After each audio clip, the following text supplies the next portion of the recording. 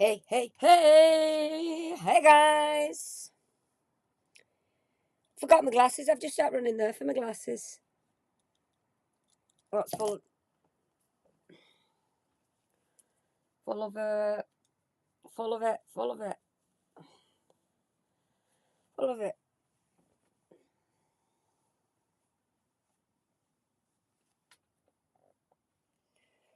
But out today, Karen, I'm going to start wearing my driving glasses because everything, everything, everything were blurred. I didn't realise because my eyes have only started going it last 12 months.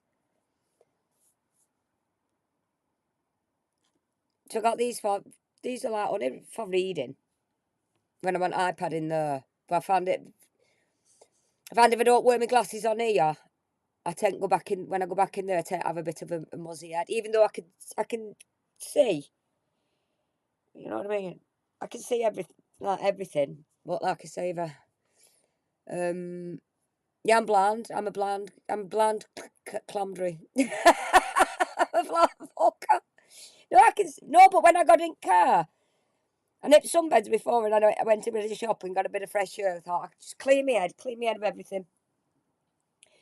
Had a bit of a walk and that. But when I was in car, I thought, I'm sure I could read them number plates further back, but they was getting proper blurred. So, hi Jess, hi Blind, hi Peanut, hi Connor. Hello, Andrus's Wolf. Mwah, mwah, mwah. Hello, Marcus. Hello, Sassy. Sassy, t-shirt. Today's stream. Hi Slinks. Hi Rich. Hi Toffee. Today's stream. I'm shouting already. I'm a bit tired. Today's stream. Rich, get on this. Sheen is sponsored by Sheen. Today's stream sponsored by Sheen, and it's I may look calm, but in my head, I've slapped you 3 times. Now that's a t-shirt, isn't it? Let me get it on. You see it? Can we see it? Can we see it? But in my head, I've slapped you 3 times. It's a good t. It's a good. I don't know. I feel in my boobs already. Got my pyjama bottom. I've got my pyjama bottom. Did have my pajamas on, but like I said, oh, and I've got my Lilo and Stitch. Do you like to do? Oh, Christ. This chair won't. It's got wheels on it, but it won't roll on carpet. It won't roll on carpet. I like get back comfy again now. It won't roll on. Do you like the t-shirt then? Yeah. Is it a good one? Because I want to slap somebody. And we all know who I want to slap, I think. You know, when you have a dislike for somebody and then it just turns to hate.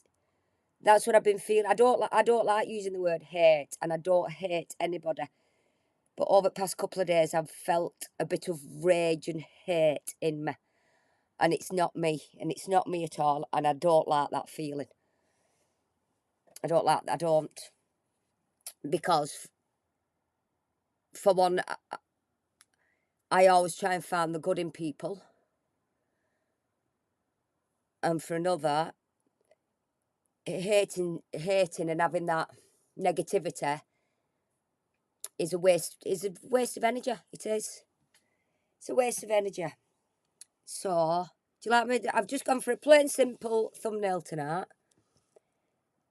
Because we all know. Yes, I know it won't do me any good, Toffee. I know it won't. That's why I've thought. That's why I had to get out today and just get out my own head. Hi, Kevin. I had to get out my own head because I thought that it's not me to have them feelings. I don't do hate feelings. I don't. But it was more of a hate because of this person. Well, like Scott. I'll just say it as it is. Scott made me feel about myself. Do you know what I mean? It was like back in the Nicola Bully days when we was all watching. now looking back and looking in from the outside and looking in at it and looking over everything, they weren't my thoughts and they weren't my opinions. There was his thoughts and his opinions, and I was going along with them, and I weren't questioning anything. And for somebody to have that control over your mind, where you just, yeah, yeah, yeah, yeah, it's not healthy, it's not normal.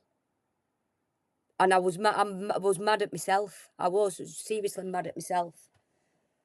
So I just need to get it off your chest, get it off your chest. Do a bit of do a bit of, do a bit of chi, roll it about, and then laugh about him. Just laugh at him because he's a vile, vile man. Yeah, Connie on the gin. Are you on gin? I know he was on. What was you on? Dirty Martin? Did you say Dirty Martinis last night? It was in Trish's. I think yeah. I think Connie. I think Connie's got a couple of days off work. I think that's what Connie's because Connie doesn't normally drink. And you bloody deserve it, a day off and a drink, love. You've got one of the probably most wrenching and rewarding jobs ever, I think. All in one. And I take my hat off to you for doing that job, sweetheart. I do. And I love you very much. Oh, did she getting Johnny Depp as well? And are we getting Johnny Depp? Two dirty martinis, and she was she was yeah, she did two dirty martinis, and she was good.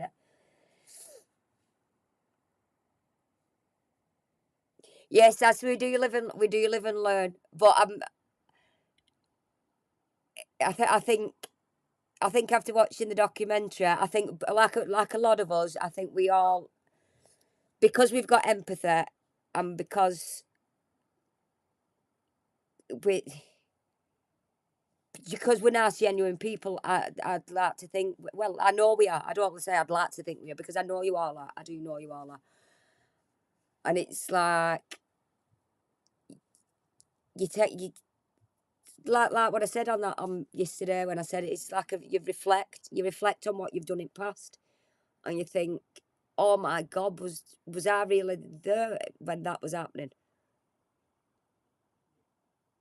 So I think, like I said yesterday, you have to take accountability for your actions and being swept away in it and not not having your own thoughts and opinions and I Fletch and just basically just switching on and going along with somebody else's narrative. That's what it was. That's what it was. And what they do is they call it the mainstream media.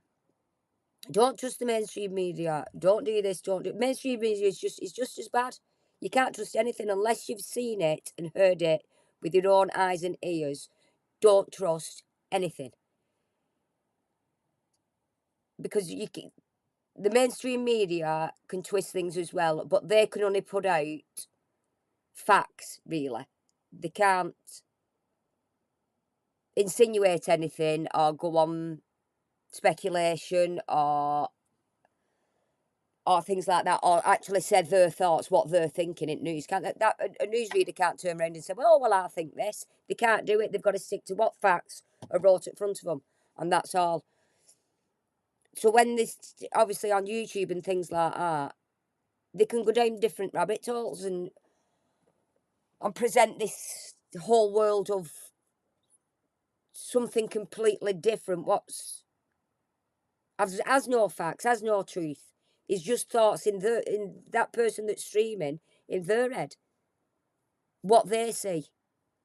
And if you're watching it and you think, oh, yeah, well, that could be a thing, you couldn't say, oh, yeah, that could be another thing.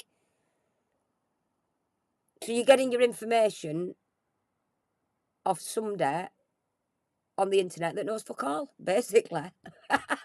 That's what it is, isn't it? We've sat there and watched him when he knew nothing about the case. He knew, hey, Mr. S, he knew as much as what we'd read in the paper and seen on the news. And yet I still sat there and we're like, Oh yeah, that could, yeah, hey, yeah, Paul could have done it. Hey, yeah, Emma White could have been involved. Oh yeah, without any regard of anything they'd be feeling about it. And that's why I was what shocked me about myself. Just to go and go along. But like as the time's gone on, his mask has slipped and he's got when we've stopped obviously stopped watching him, he's got worse and worse and worse and come out with Vala and Vala things. So I'm glad it all stopped when it did. Hey Amethyst. I'm glad that it did. That I'm glad he unmodded me for one. I'm glad. Because I've been able to walk away then and then obviously I've been able to see it from the other side because I weren't watching him as much. And it weren't in my head all day. I've gone on and watched other things. I started streaming my own stuff. And then his nasty side come out. And I'm so, after watching that documentary as well, hey Chumba, I'm so glad I ripped his Nicola Bully solved thing. I'm so glad I did it, even though it was only in fun. I'm glad I've done it now. Because after seeing Dot and Ernie in that documentary, I bet like Ollie, I bet your heart brought from didn't it? And I know Tisha was getting upset on her stream last night, and I knew exactly where Tisha was coming from as well because you just felt like that connection because you've been wrapped up in it all. And like she said, Nicola Bully comes across as somebody that you'd be friends with, and for him to go on and then accuse a dad is just beyond anything. I don't know where. And that's when he says, yeah, but I'll show you proof here and I'll show you proof there. What he showed in that video is no proof whatsoever. He picks out two people that he thinks, one looks like Ernie and one looks like Peter Folden. And that's what he's done. And he's twisted it and he's put it into, leaked in the backgrounds. Oh, they had a knowledge company. Oh, well, that links into it. Oh, well, I'll link that into it that way. And to blame a fella like that that's so broken about losing his daughter is downright disgusting, Scott. Downright disgusting. You're vile. You're nasty. You're horrible. You're not a human being. You shit under me fucking shoe. That's what you are. You're fucking horrid. Hey, Keela. And I hope you're watching, Scott, because you've not took accountability for anything you've done. I've been told, I've not even watched your stream from last night, what you did. But I'm going to watch it now. That's what I'm going to do. Because I've been told that you was like, oh, look at me on there. Hey, Reppy. Never once. Don't feel any... You don't even feel bad about the things you've said. You don't feel... There's no empathy. There's no... That's why you're a... That's why it's simple, top and bottom, you're a narcissist. Because you've no empathy for anybody else. The only feelings you get is when you start feeling sorry for yourself. When it's something to do with you.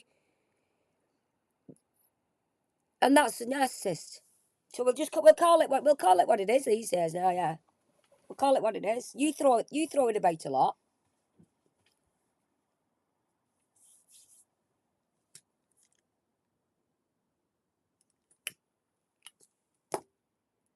Hey doll. Oh doll, I've seen you. Somebody pointed to me in the direction of I don't like mentioning other things because I don't want to involve any other creators in anything what's going on here with Scott. What's the beef with Scott? Is a dick. Top and bottom of it, Jumba. Is in our bed. That's my opinion. But you're all entitled to your own opinion, and you're all welcome to your own opinion. If people still like him, I'm not bothered. It doesn't bother me. But I just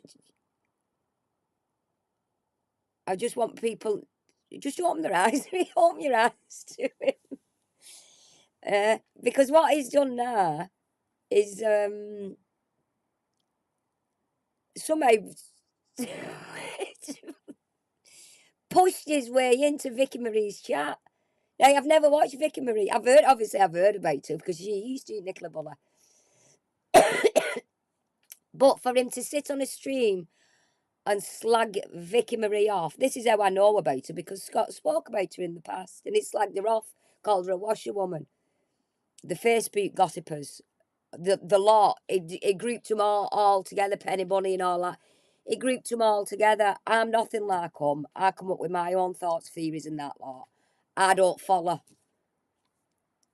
the narrative and what people are saying on the Facebooks and this, that, and not having proof and what. And it just bundled everybody the same, everybody together, and Vicky Marie was in that pot with them all. And what's he doing now? Pushing his way in there. Pushing his way into Vicky Marie's chat. And that's not on that, Scott. That's not on at all. You should stay out of her chat. You should stay out of streams. You should stay away from the lady, actually.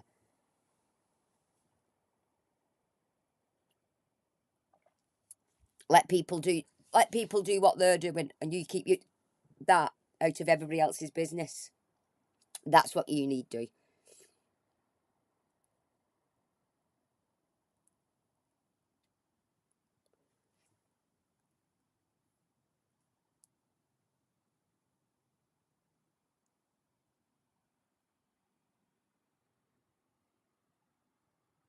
Vicky Marie's one of your favourites. Yeah, I know you watch Vicky Marie, don't you? Know that's what I said. Somebody pointed me over to the comment section under Vicky's. Was it a last night stream? I'm not sure. Have a look at your comment, what you wrote,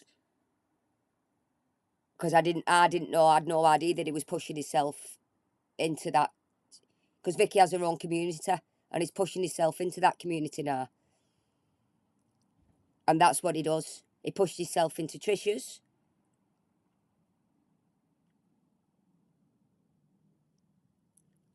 But yeah, he says Trisha stole some of his subs, and he built her channel up. She already had a channel built up.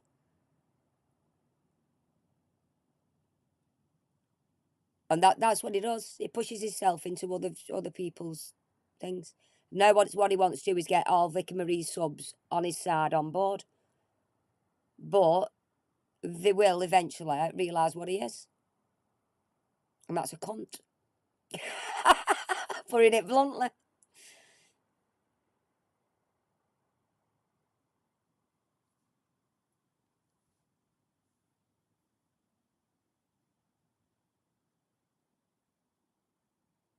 No, Shumba has been absolutely nasty Val about me.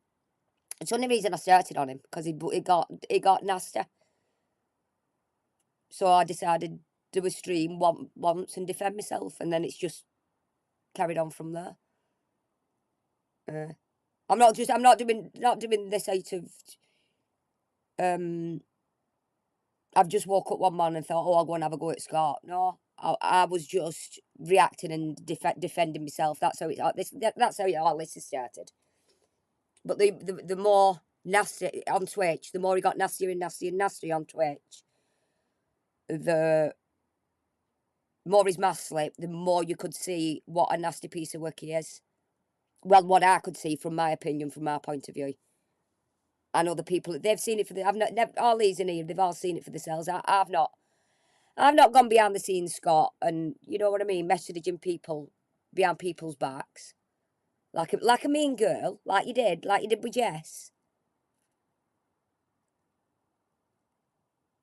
One of my best friends, and slagging me off to Jess. And putting Jess in that predicament of being torn, because Jess originally weren't having anything to do with it. So I never spoke to you. Never spoke about Scott to Jess because I thought that's not fair to Jess. I didn't want to start mentioning Scott and saying anything to Jess when I know she didn't want to be involved. I wouldn't do that to her. But you, Scott, what did you do? Behind the scenes, messaging her, loads of shit about me. What weren't true? What Jess knew weren't true. And every time she tried to change the subject to something else, you got back onto me, and then you got back on, and then you got onto Trisha. Is that not like the mean girl thing where I'll come on here and I'll say it to you because I know you watch? I'll say it to you, or I'll private message you, which I have done in past. Private messaged you, but not you. Kisses all round. David's in the house, but not you, Scott. No, you're sly. How many other? If you've done it to Jess, and I know you've done it to Trisha, behind the scenes messaging Trisha as well. How bad I am. Hey Trish. Oh, Trish is here. Hi Trish. Just talking about Trish. Hi Yorkshire lass. Hi Anna. Not seen you for a while. How you doing, sweetheart? I hope you're good. Yeah, that's what he's. So, how many other people has he been DMing behind the scenes, calling me not fit burn, slagging me off, lying about me, making out to me look bad? How many other people has he done it with? Because he's not backwards at coming forwards messaging me best mate, Jess. Because if you do that, it obviously messes people that I don't really know. To any of you that's had private messages, any of Scott lots that's watching now, you've had private messages off him, stop and think about what that is put in them private messages.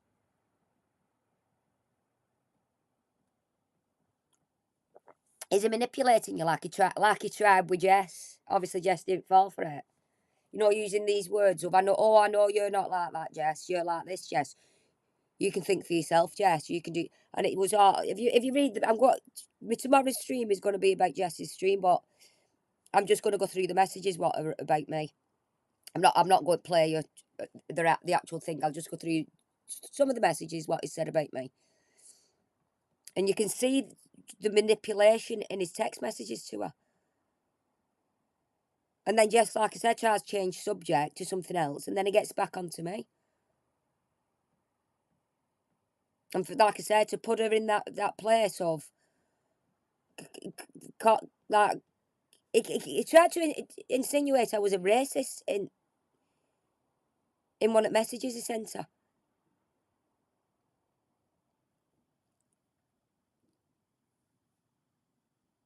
So that that's what he does. That's what he does about people. He's doing it about. Do you know what? I'm not shocked if he go online and actually say he thinks I'm a paedophile. I've just sorry. I missed. There was something there because it was darker.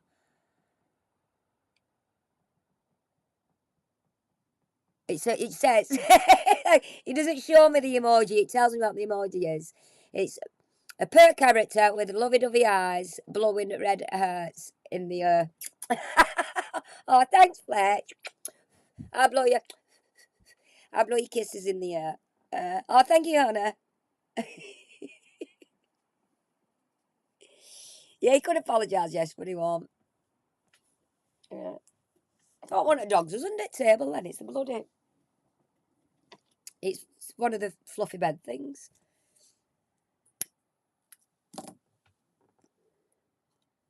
And you know what? After Jess had done that, and she actually apologised to me, and she shouldn't have. She shouldn't have acted. She apologised and said, "I'm so sorry for keeping it from you." But that's Jess. If you tell Jess something private, she does. No matter who you are, she will keep it to herself.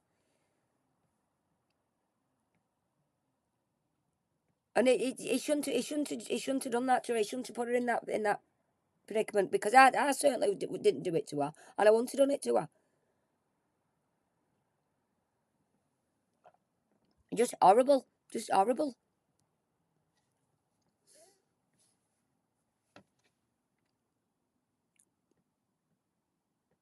Yeah, so I forgot what. No, she's nothing to apologise for. No, she's not happy.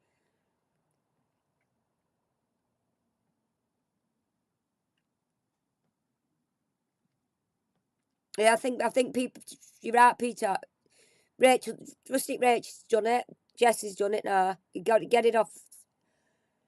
It's therapy. Get it off your chest. If you've something to say, get it off your chest. Get it out in the open. Yeah.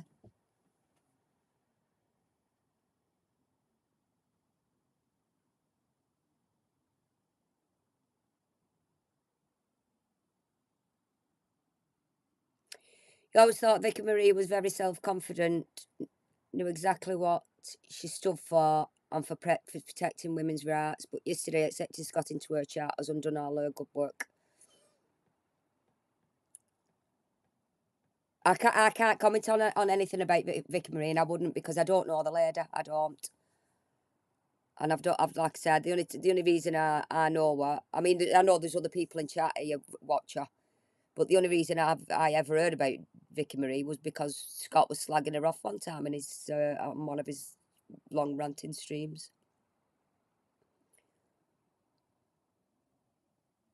You don't think she'd agree with the Peter Folding song though? Oh, I believe she played that to us as well. Yeah, he did Yorkshire. He called her a that's what he called her. He called her a fish wife.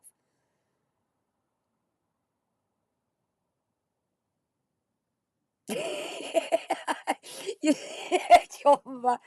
you stopped your membership and the other night Scott gifted you one. For fuck's sake, I'm trying to stay half. Oh, you know, you get gifted them. I believe he got himself gift. If he gifted them, didn't he? And it wasn't one to himself as well. Yeah, that's it. That's the thing. Fletch, you're not slagged off. Uh,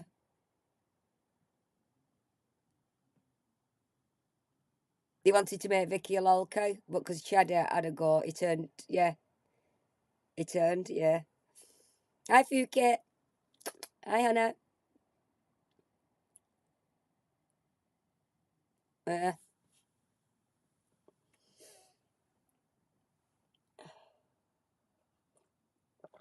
so we'll have a look, because I've just waffled. I've waffled on there for half an hour. Fuck all about nothing. See, I'll never get monetised, me. Uh, should we have a look? Was it on? Was it on this?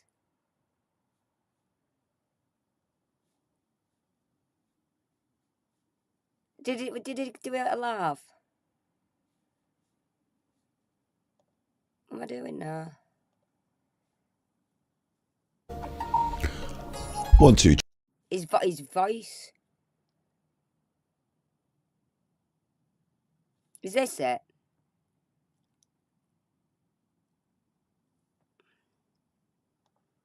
Is this?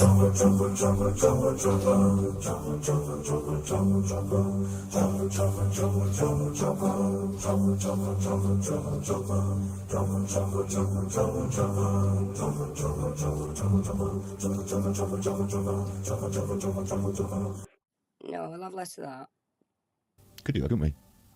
Could be. Suppose, isn't it? I make the rules. I think you're special. So, the Cheesy True Crime is on it, yeah. I'm surprised you haven't watched it, to be honest, because everyone's watched it on all of their fucking channels. Like, listen, the whole thing's going to be copyright, and you can't just upload the whole documentary onto your YouTube. That's going to be copyright, yeah. So, reacting to it with clips and stuff, I think is fair use. I'm not dissing anyone here, but for me, I think if I do it like I would do a YouTube video, where I just put it on, watch it, press pause whenever I want to talk. Two problems. One, it's an hour long, so for me, 1 minute of content is 10 minutes of talking, which is about right for React content, really, isn't it? You know. So No, what then happens is that 60 minutes is about. No, because he talks too much. That's what it does. It's too many opinions about everything and nothing. 60 hours of talking, which is quite a lot. So I think that maybe we need to break it down into smaller sections, do bits with it. And I did say this is what happened is we'd react to it. I thought I'd be watching it for the first time 9 o'clock till 10 o'clock in the evening, and then coming to you with my instinctive reaction. My first impressions. But of course, I watched it about 3 o'clock in the afternoon, and then I waited to do this till it's been on the tellis. So it's not really like my first impressions now. On the tellis. Start talking normal, Scott, instead of tellis. Tummis. I've got a tummy ache. You're an arsehole-is. That's what you are. It's like my 6th, 7th. I watched it. Vicky Marie did a good stream earlier. I watched her reaction to it. See? Giving Vicky Marie a shout out now. Best mates. After he'd slagged her off. Some of the people have done reactions to it, and I've watched it several times. Like I said, I watched it several times. It's here on the iPlayer, and He's watched it several times because he was in it, and it's now going to be his claim to fame, and the Eddie Strongman will be out the window. I've been on the BBC. Look at me. I'm a nonce on the BBC. That's what he is. They put you on BBC, Scott, because they looked at you and said, nonce. We'll put him here with resident nonces. That's what they did. That's what they've done, innit? I can just like quite happily, without breaking any bad copyright. Oh no, copyright. Or like just skim around, and if I want to play you a bit, play you a little bit, and we can talk about it. And I'm certainly interested to hear your opinions and to talk about it. And of course, I'm in it a little bit, isn't it? So I might as well play the bit where I'm in it and like react to that. I think people want to see that because that's my show. But like later on, maybe tomorrow, maybe later. There's time in the world. I will react to it ad nauseum. Probably you'll probably get bored of me reacting to it. What I think is best to do. I'm bored of you already, Scott. You've not even started reacting, and I'm fucking bored of you. This is why I can't watch him anymore. It's just awful, awful, awful. There's nothing else to say. Is to react to it on a platform where I'm not going to get a copyright strike for playing it live. Yeah, like it's not live, but you know what I mean. Like if I sit here and press pause and play and talk and just press pause and play on a live stream like this, then Rogan Productions can just strike me while I'm live, and then they can fuck up my life. But that they don't go. That's another thing. Do they go down that road? Do they strike you? If you're reacting to it, obviously if you're playing it in its entirety, you're just streaming the work, aren't you? But I don't think you get a copyright strike. I think they tell you to take it down, or you can't be monetised. Is he bothered about being monetised? Because some of my stuff I've done, I can't be monetised on it. I can if I cut some of the stuff. That where he's singing that about kids in the car. That can't be monetised. I can cut sections of it out of the songs what's on it, and it can be monetised, but I won't, for the simple reason I want everybody to see it in his entirety of what he's doing singing through that song. So I don't want cut them bits out, so I don't want it to be monetised because I want people to see it. Isn't that the whole point? Shouldn't that be your first thought on YouTube? I want people to see this, so forget about whether it's monetised or not. But he always seems to go to. Shouldn't his priority be good content, whether it's got a few copyright things in it? You know what I mean? They can mess with my channel. But if I do it on the other platform, Twitch, and we just... And why is he so scared of getting a strike? Has he already got strikes? Because you need three on the same thing. You need 3 strikes, but it's like, say I stream tonight and I get a copyright strike to streaming that documentary. I've got to get 3 copyright strikes for documentaries in the same all in 90 days. But it can't be a copyright strike for something else, a nudity. They're 2 different things.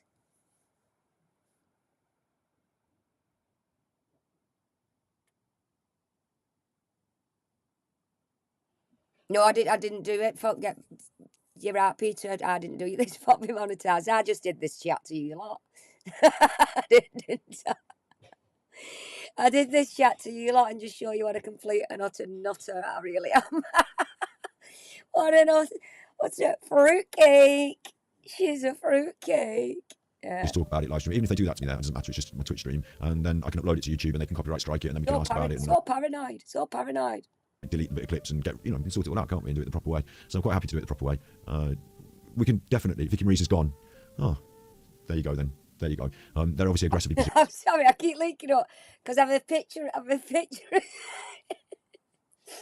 I have a picture of somebody here in corner of my eye, and that picture keeps tickling me doing that. You know who you are. I've left the picture up. Oh. During the copyright, but then again, like, no offense, not dissing Vicky, I was like, just shout her out then. But I think if you're going to play it in its entirety and pause it and talk about it, it's not a YouTube video, it's a piece of documentary made for the mainstream media on the BBC that's on the BBC today. So like, I don't think fair use would be you've got something to say and then use a clip to show an example what you're saying, and maybe the clip wants to be about up to a minute. See, why does he waffle on so much? Is that what he does? Is it a distraction? Is that why he doesn't get straight to the point? Instead of watching a bit, get to the point of what you want to say, and then watch a bit more. He just uses all these words in a roundabout way of what he's trying to say, and not. Yeah, he is, and I've speeded him up. I've speeded him up as well, Chumba, and he's still. It's 10 minutes in now. I'm not doing anything. Long, and then the things you're saying are going to be the majority of the video. He's actually on 1.5. I don't think I'd get away with fair use. For me, not for everyone. Everyone can make their own choices on this, because fair use is a grey area that everyone, it's subjective, isn't it? But for me, I think it would require a lot more talking than video playing, and to play it from start to finish in its entirety and pause and react. That's a react on YouTube. You can do that because it's react content, because everyone's put to react content to YouTube content, because they've all. How many times has he said the same thing here? To react to YouTube to do a react is to get a piece of get a piece of a documentary, keep stopping and starting it, reacting in between. Scott, I think the people that's watching you know what a react is by now. They've not just come on and gone, oh, what's he mean by react? Oh, I don't know. He's repeated a bit 5 times now. All signed up to YouTube to YouTube essentially allow that to go on, but the BBC don't, and Sky don't, and the WWE don't, and Paramount Pictures don't, and you know what I mean. Like, I can't just play you the new film that's come out and pause it and react to it every 10 minutes, and thinking that pause it will stop the automated system from catching it. I don't know. It's not really my bag anyway. But yeah, I'm more interested, to be honest. Dylan, I've heard about you, Dylan. Dylan, you're a twat. What's going on, Dylan? What have you done now? He's tight on Dylan. He goes, Dylan's not. Don't group Dylan. I mean, we love Dylan, don't get me wrong. But Dylan does his own thing. Dylan's not in here all the time. He does like going watching other people. So you please leave Dylan alone when he wants to just come in other people's chats and have an opinion on something. And then he actually gets called a twat on the live stream for having an opinion. What was all that about? Oh, I've only seen it today because I was having.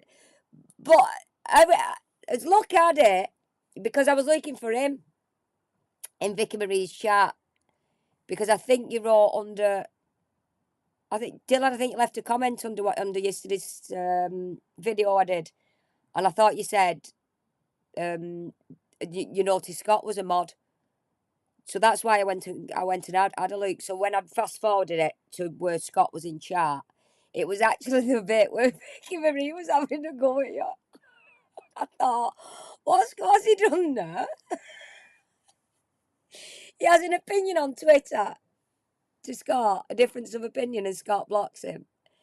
He goes into Vicky Reese has an opinion about Jason Rothwell, and he gets blocked and banned. It's a shame for Dylan, isn't it? You can't do anything. You can't do rap. But what they've done is, I think, because their child said Dylan had flip-flopped and he hadn't, because Dylan was still watching Scott, and Scott just blocked him on Twitter for having a difference of opinion on Twitter. So that's how nasty Scott got with him, because he had a difference of opinion. He blocked him. So Dylan did come over here and thought, well, fuck, you must have thought, well, fuck, yeah, can't have an opinion. So Dylan did come over here. So that was Scott's doing, not ours. He just showed Dylan what his true self was. And I think because Dylan was in that chat yesterday and there's a few of Scott's in, they seem to want to jump on him. And to me, that is dividing people, because that's not fair to Vicky Marie, really, because she could have had another sub and a subscriber, another member with Dylan. Yet they all, oh, you've been nasty, Dylan.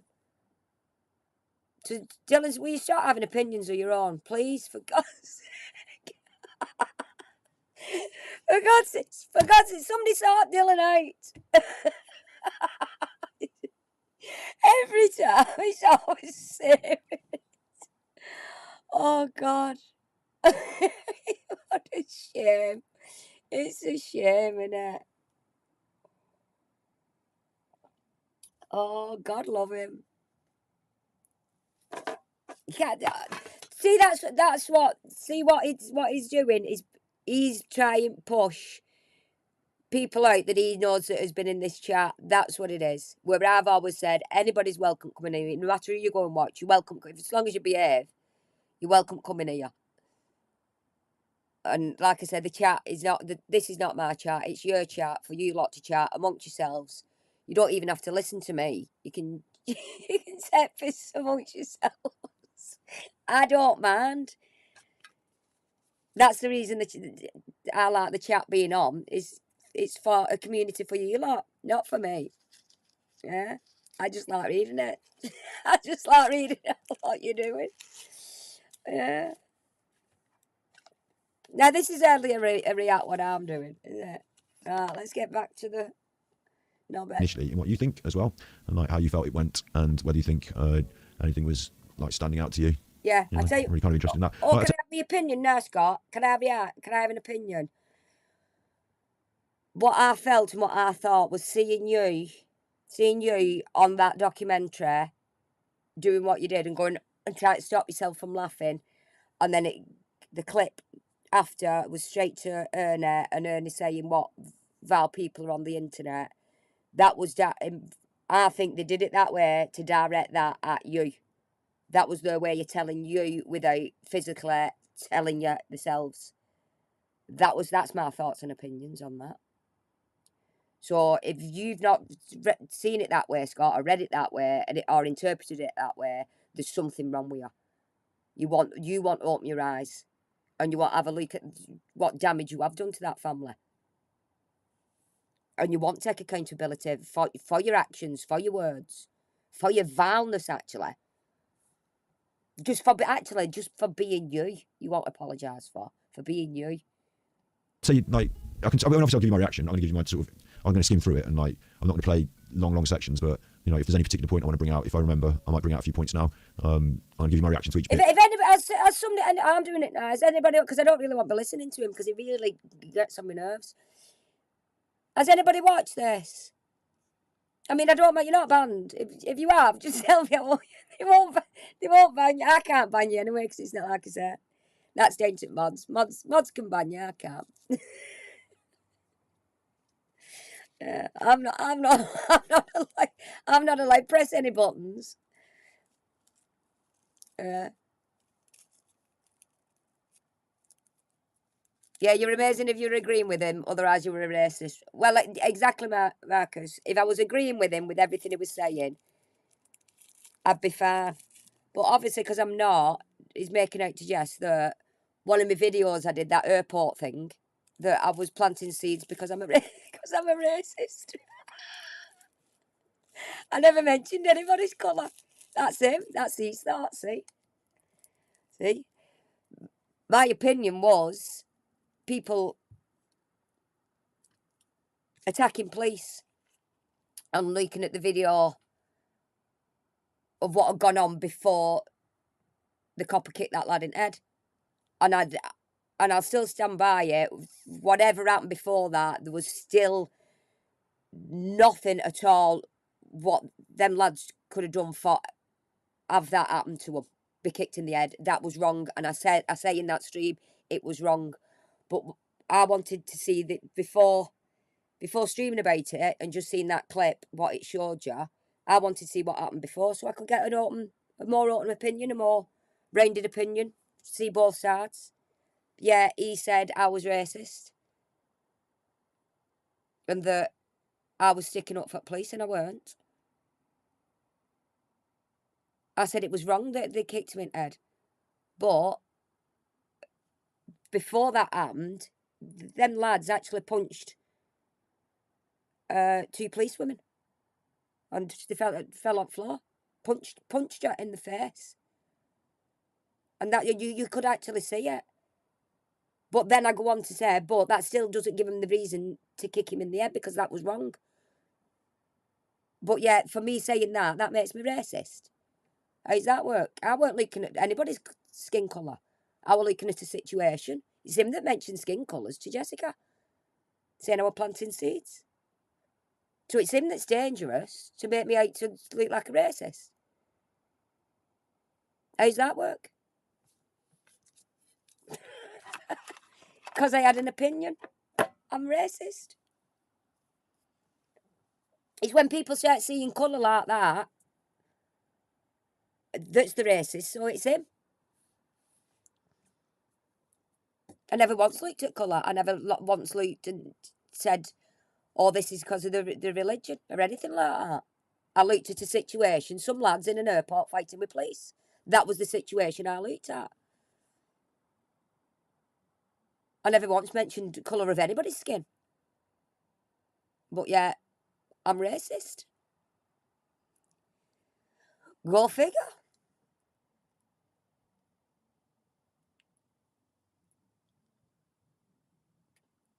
He's a liar. Yeah, he's a liar. Yeah, he is a liar, Dylan. And the more people that see that he's a liar, the better, I think. Because he's going in so much. Why I was having a quick look today when I was seeing Dylan being called a twat. Dylan got banned and we called it, you twat, Dylan. everybody welcome the twat. Tickle me, sorry, but it did tickle me. It did. His comments in Vicky Marie's thingy last night. But because she was on about that Jason Rothwell, I know that. He was in his when that Jason found Nicola Bullet, he was a first in fact set. Oh look, he's a bloody clairvoyant. Is that what he is, or something like that? Oh God, isn't it funny how somebody like that's found that and tried to rip into Jason Rothwell as well? Where in Vicky Marie's chat, she was sticking up for Jason. That's why I think she had a go at Dylan. I think Dylan made a joke. Dylan, I think you made a joke, didn't you? They didn't like it. Something on the lines of him. I wouldn't say he's a medium. And it was generally just a joke. I'd have found it funny. But I don't think Vicky found it funny. But really should have just took it in the joke that it was meant and nothing else. And he not long after that he left. After he'd been papping on in a chat for ages about Peter Falding and all that lot. You know, after he's got his words in of I don't like Peter Falding and one thing and another. But when they got off the subject of Peter Falding and got onto Rothwell, who he doesn't like, he just slipped out of Vicky's chat. Instead of saying to Vicky, well, I don't like him either, I think he's a fraud. Because that's what he says he is. But he'll not say that in Vicky's chat now because he wants bait up all the asses, doesn't he? Doesn't want get pushed out. Why is he not doing his thing in Vicky's chat like he normally does? Well, I don't think this and I don't think that and I think this and I think that. He's not doing that. because he wants to keep him with somebody's community. He can't stand being pushed out. And Dickhead, if you do ever watch this, love, I'd push him out. I'd keep a wide berth. And that's just my thoughts, my opinions, and my warning, really. Because I don't think you know half at stuff what he's been doing. I don't think she does. I think she's only seen snippets of what is Nicola Bully stuff. I don't think she knows deep down what Val stuff is said. Yeah, he's after his subs. He doesn't want to show his true colours because he's gone in and he's after his subs. Yeah. Everybody come over to mine. Everybody come over to mine. Scott, build your own channel. Stop winning other people's chats. Poaching subs. That's what he's doing. Look at me. I'm so good. I'm so nice. I'm so genuine. No, you're not, Scott. You're a rat. You're a sewer rat. That's what you are.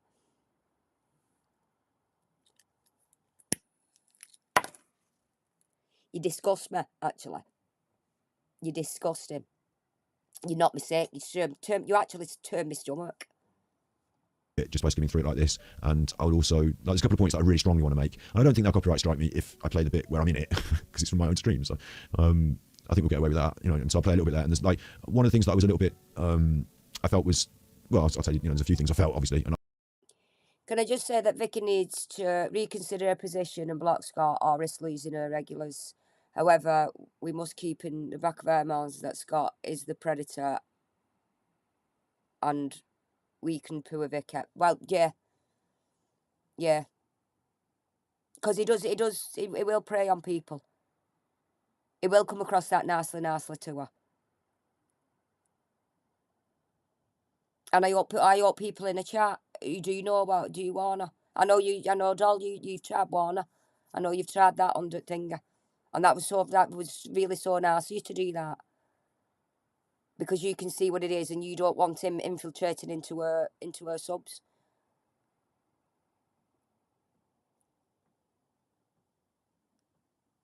Because if her subs actually do go and look back of what he said about Vicky Marie in past, they won't be best pleased. Things he said about her. Like Yorkshire last remembered, calling her a fishwife and everything.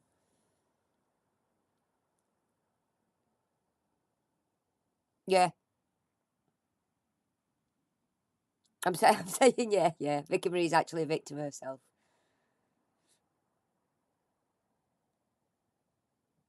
Yeah, and you're genuinely caring about her there, Doll, you are.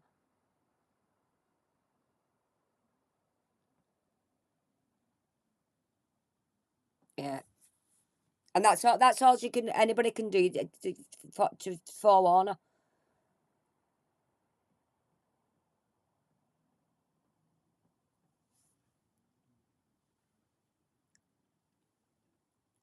Chumba, don't agree with anything what Dylan says. He's a twat. Sorry, Dylan. Dylan. Oh, I'm sorry. I just found it fun. I found it funny. I did. And I'm guaranteeing there's going to be a lot of things to say, but initially, I think you'll understand my tone when I get through this. Yeah.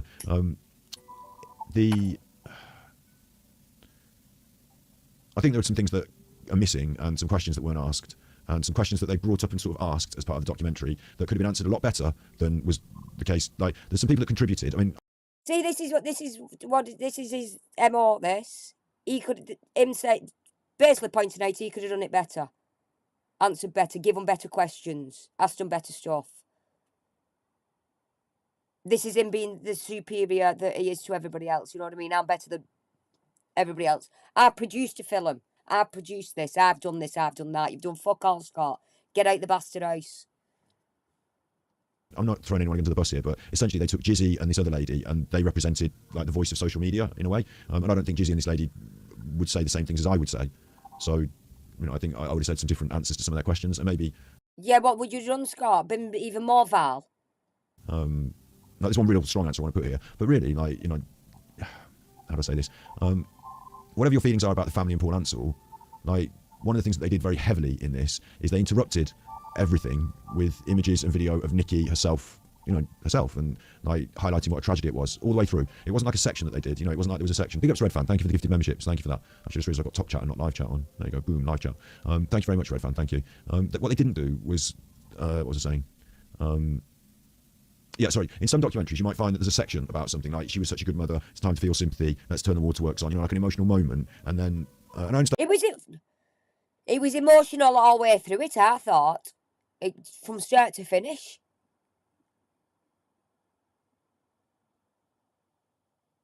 And did I ask? I forgot who I was in chat, and would they been able to pre-watch this before it went out, so they couldn't edit it? I'm assuming they would have been able to, and they would have been able to say, "Well, we don't like that." So, in my mind, Nicola Bulley's family liked how it was set out, liked how it was done. And it weren't meant for how easy turn waterworks on here. This is, see what I mean? How horrible he is, how nasty he is. This is this lady's life and her family's life going through horrendous grief. And he's trying to make it out that you'll put this in here and put that in there for turn waterworks on. That's because you can't feel emotion, that Isaac. That's because you can't feel emotion, that, Scott. I was crying near enough all the way through it, mate. That's how bad it got me. And hi David, and I weren't expecting that. I weren't expecting it for be so rip my heart out so much like it did. This is a very tragic case, so I understand that people are very sad. But they sort of punctuated it all the way through, didn't they? It started with that, it had that in the middle, and it had it all the way through to the end. It was a lot of sad scenes, and I feel. See, but we're not looking it through the eyes of an arsehole superior production manager like him, are we? We're looking it through a story that we've followed for 12 months.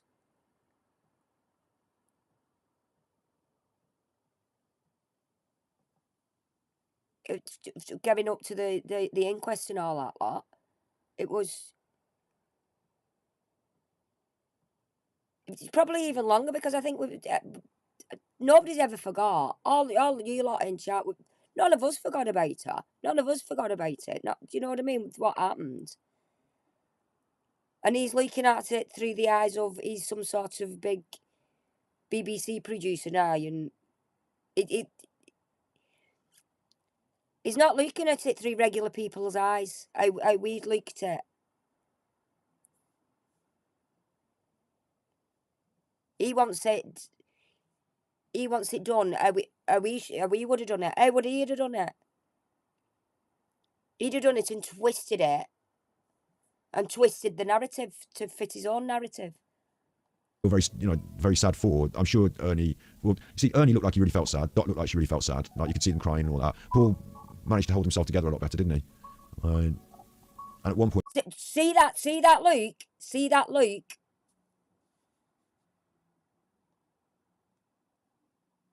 I just realised I've got top chat and not live chat on. There you go. Boom, live chat. Thank you very much, Red Fan. Thank you. What they didn't do was, what was I saying?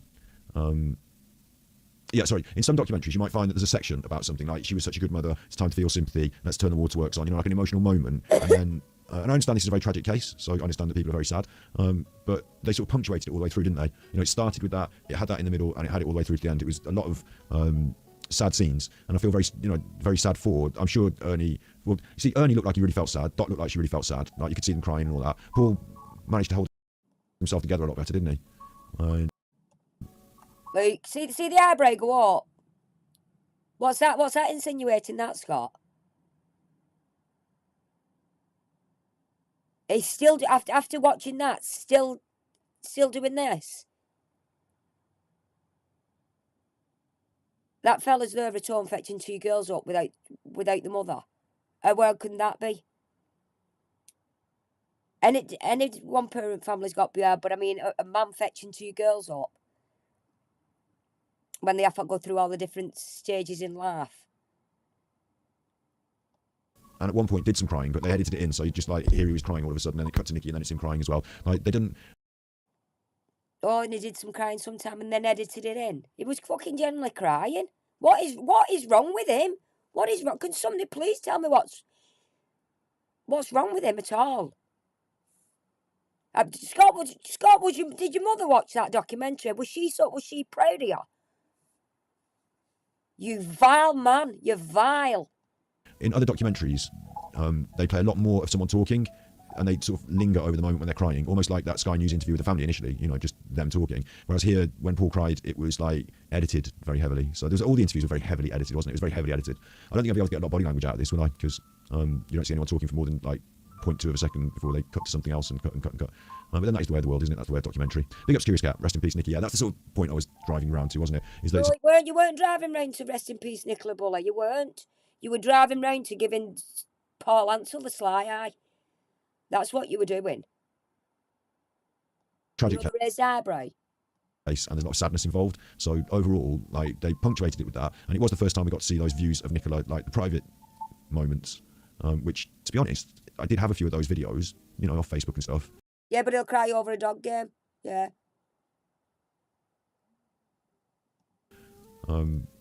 Did I don't know if I had private Facebook video. I won't cry over a dog game, though. But, I mean, I'd cry over real life things. Where he's not got that emotion. So, I'm sure we had pictures and videos of Nikki that we just simply wouldn't entertain putting on the YouTube channel. I wouldn't put a video of Nicola just doing it, and her kids as well. There's no way I was going to put those things on my YouTube channel. So it would be disrespectful, So we got to see some of those more in. It'd be disrespectful. You think that's disrespectful? You're a fucking piece of shit. Honestly, you're a piece of fucking shit. Tell you what's disrespectful, the way you spoke about her. Digging her up. That's disrespectful. Intimate moments, and that made it even more like, if you wanted to make a compelling, heartfelt appeal, which is what we were looking for at the very start from Paul Ansell, isn't it? That's what we wanted Paul Ansell to do at the very. See, because he's on his Superchuffer channel here, and he's trying to be the, oh, look at me, you know what I mean? I don't want to be disrespectful to family. He's been nothing but disrespectful to family. All the way through it.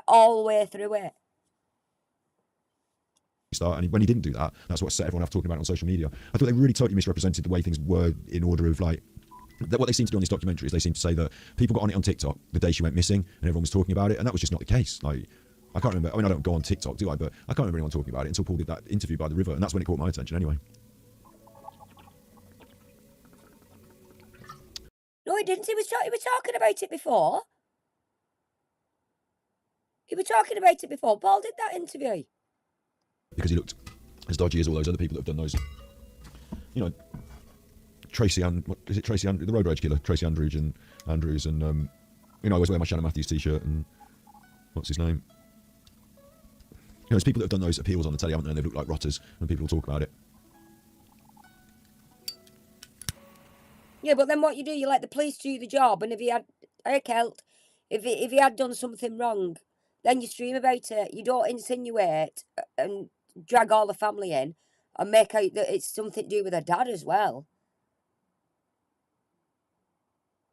You put the documentary on your channel, it's not restricted, no copyright. I watched this idiot and doesn't care about anybody. He's heartless and his subs are still blaming Paul. BBC made him look like a prick. Yeah, exactly, Kel. They did. They did, love. And I'm glad that they did it that way.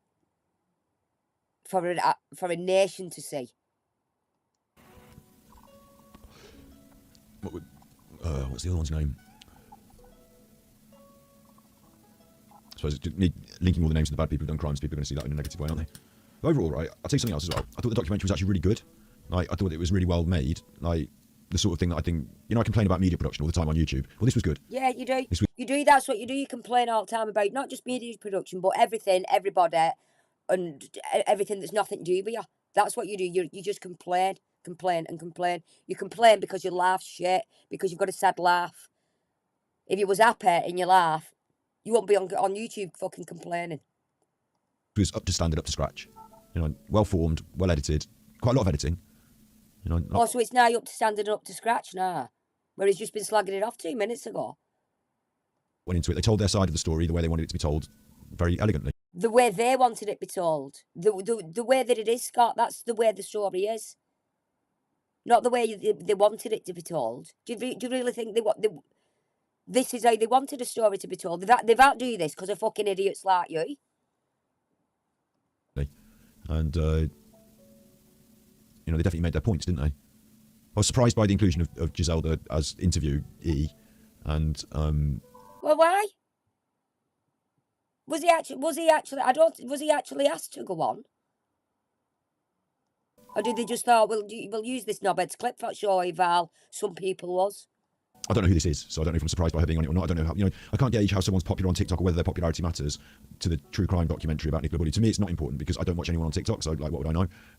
But maybe she's like, the right one to interview from TikTok. She didn't seem to me to be somebody who, she said that she was listening to what other people were saying and talking about what other people were saying a lot. And maybe that's a sort of perspective they wanted to have on there.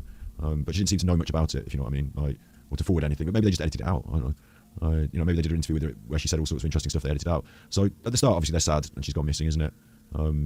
This Ring doorbell footage is an interesting part of it, isn't it? This doorbell footage, Ring.com branded on it, houses missing. Yeah. But we don't get to see the full thing, do we? We get to see the full thing. Like, I feel like it's hard to do this without pausing it and watching it and talking about it, but there's quite a lot of little points that I want to make all the way through it. So we are going to be going through that, like I said, more meticulously, more forensically, as much as you can with a strongly, heavily edited piece like this. But there are new pieces that come out of it, there are new ideas that come out of it. So first of all, anyway, they sort of tell us without doing a heavy recreation, and also note here that they haven't intended to recreate Nicola's walk. They haven't intended to, Paul tell his side. We see the CCTV, but it's Paul tells his side, and we see it from his point of view as he drives down there. Like, they've recreated what it was like to be Paul driving down there, all worried. So they should have done. To see it from Paul's perspective, to see what that mum actually went through that morning.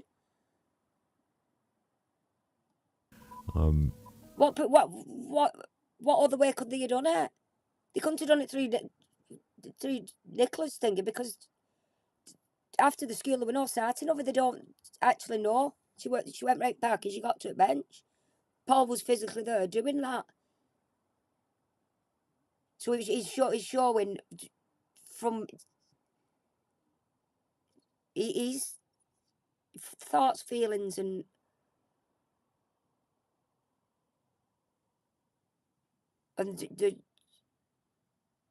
from the phone call that he was worried, but not too worried. But she should have been home. And it goes into telling you why you reacted that way. So initially we find out that she's, the story of how she was reported to be missing. And then this guy is police search coordinator. He seemed really good. There's a couple of moments where his answers weren't quite... So when they said the house that Haley Comet picked up on, the house that was... And he said, well, this was a private property that was maintained every day and the police checked it. Checked isn't searched, is it? Checked. And the caravan site was checked. Does that mean properly searched or does that mean checked? Because they're asking if it was searched and you said it was checked. So I don't know about that, but otherwise he sounded quite good. One of the things that he brought up that hasn't been said before is the idea that you could sink in the river and then the undercurrent can wash you around and push you around, and he said that was definitely going to move people around, which is the opposite of what Peter Faulding said, because he said when you sink you stay there.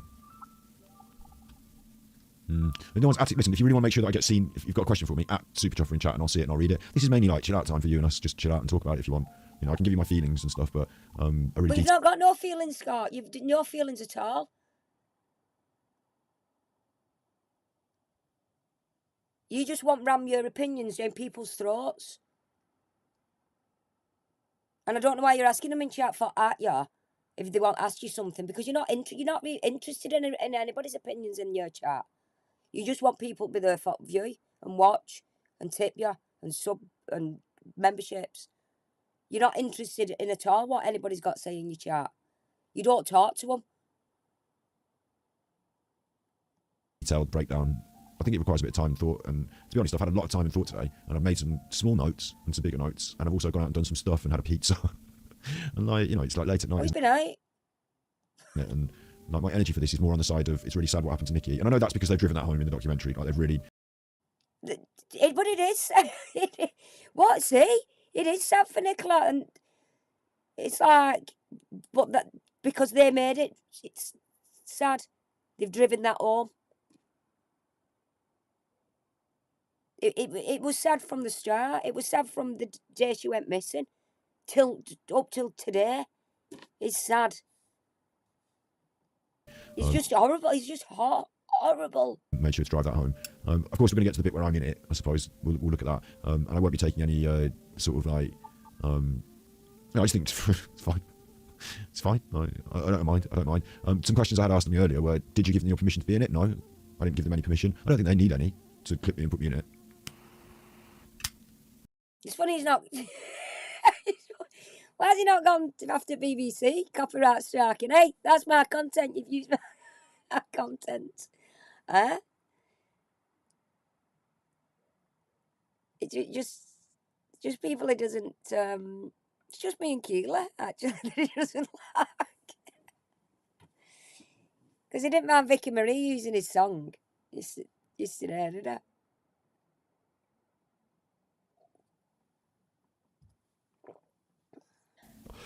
They give me a at Superchuffer on it, and it is kind of. I mean, is it fair use? I don't think it is fair use, but it's not me they need to ask. Well, is it? It's YouTube own my copyright. No, I own the copyright. I think I could probably get it taken out if I petition them with legal action, but I don't care. I don't want to. Like, I know they're trying to make me look a little bit bad, maybe, but then it is things that I've said, and I don't just think it's normal. Try to make him look a little bit bad. They're showing you the true colours, Scott. That's what they're doing. They're not trying to make you look bad. You do look bad. You did it that all by yourself, looking bad. Nothing to do with BBC. They didn't cut and edit anything out what you said. They just played a clip of you being you, of you being Val. That's what they did. Normal, so I think it's all right. The core of fair use. The thing is fair use. They've got to be commenting on it, and they comment in general about TikTok. But they're not commenting about what I'm saying and what I'm doing. Like, they're not commenting on my channel, on me. You know, it's a bit vague. I think in this instance, it's short clips, and they're talking about the sort of like it's in context. But I'm being used as an example rather than they're talking about the things I've said, if you know what I mean. They're not talking about me, they're talking about things that are being said by people like me and on the internet. So No, they're talking about you, Scott. And I can't understand why you'd not grasped that. That's why they use your clip and nobody else's. That's why they've pointed you out and nobody else. Ernie was calling you vile. The bad things, what they were saying about internet sleuths and things like that, being nasty. It was you that was on about. Because the other people they got on the documentary to talk about it, they were calling them Val. I don't think they'd have actually had them on the documentary. I don't think they'd have gone on the documentary if they was making them out to look bad. It was you they was making out to look the bad guy because you were the bad guy. That's what they was doing. And you can't grasp that, can you? You can't believe that anybody would think that you was a bad, nasty man when you were. Me as an example, haven't they? No, not used you as an example. Used you because of you were and what you've done. I think it's a shame they didn't come to me for for comment. Reading your chat there. No, they wouldn't come for a comment because what could you possibly give them to put in that documentary other than vileness? That's all. What could you have said? Because you'd have just, if you'd have tried before the family and said it's so sad what's happened, you'd have been ripped to shreds because of the content that you've made about it. So that's why they didn't ask you on. They was just pointing out how vile you are. Hey, John. Hi, Hannah. They didn't come to me for comment because I would have given a different answer to what some of these people have said. But I don't also think that it's that bad that I need to, I'm a smaller YouTuber, and they picked Jizzy because she's got lots of subs and because she's obviously connected to Paul Ansell. Like, she was like literally in contact with the family, publishing the CCTV and stuff. So obviously she's in with them. So they've used her, and she represents the average YouTuber who's talking about true crime and just they've included some of her making wild conjecture. They've included some of her throwing ideas around about Paul and Emma, but they're giving her a chance to answer to it, I suppose. Whereas some of the other people that were clipped didn't have a chance to answer to it. But I don't think all the TikTok nutters that are just people sat at home. But he didn't do it the way Jizzy did it. Now, like I said, now we can sit back, we can look. He was doing it as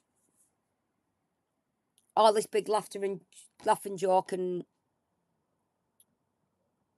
Paul's done a murder and all that lot. And I was watching, I was laughing along. And now I said that's why I'm disgusted in myself.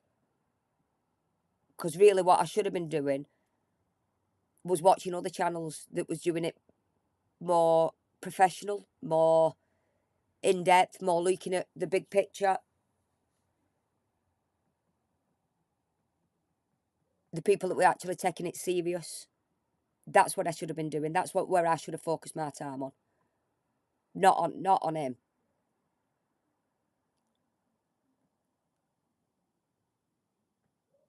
And that's what I hate about myself.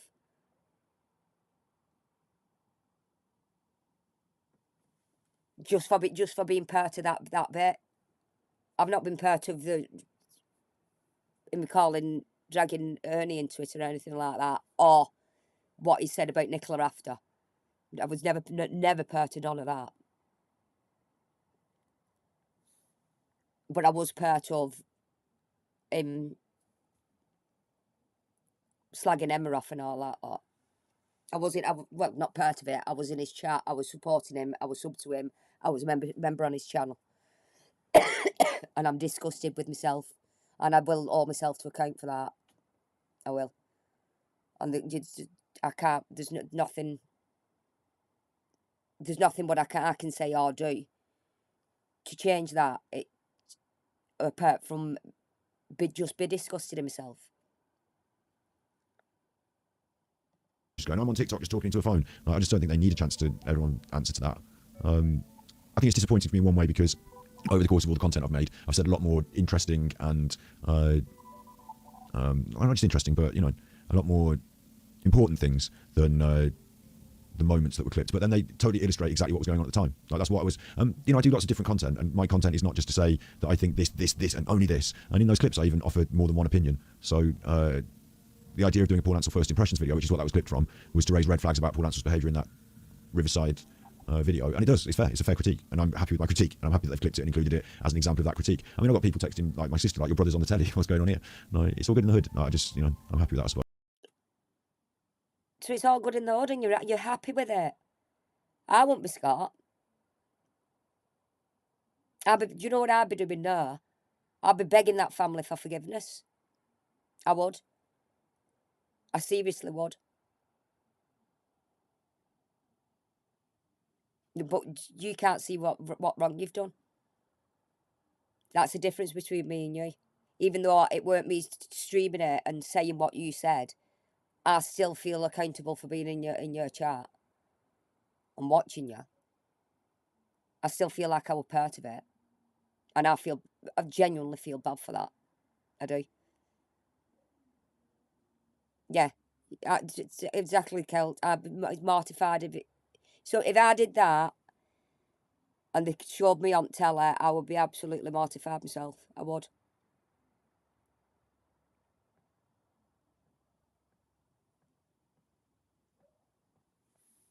But he thinks, oh, it's fine, it's all right. I'm on telly. I'm on tellies.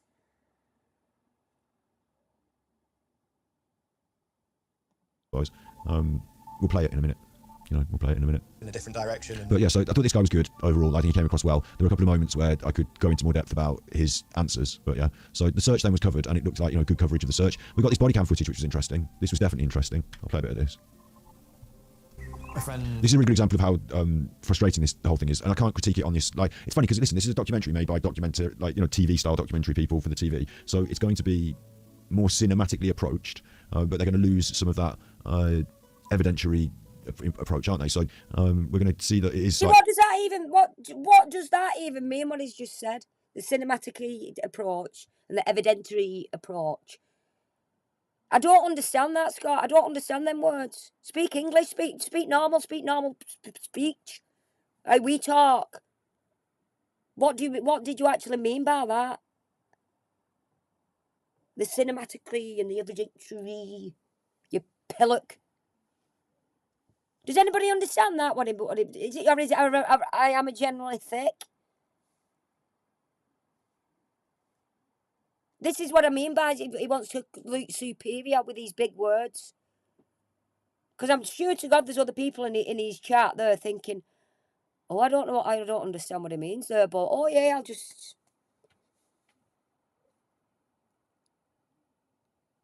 Have you sent me an email, John? I will read it later. Thank you, sweetheart. I will read it later, John. I will. I've only just. What I want for send. John's just mentioned that. I have gone through all your messages, what you've wrote under yesterday's thing, and I had another cry reading them all, and I've actually gone through it twice and read them twice because I did want to respond individually to each and every one of you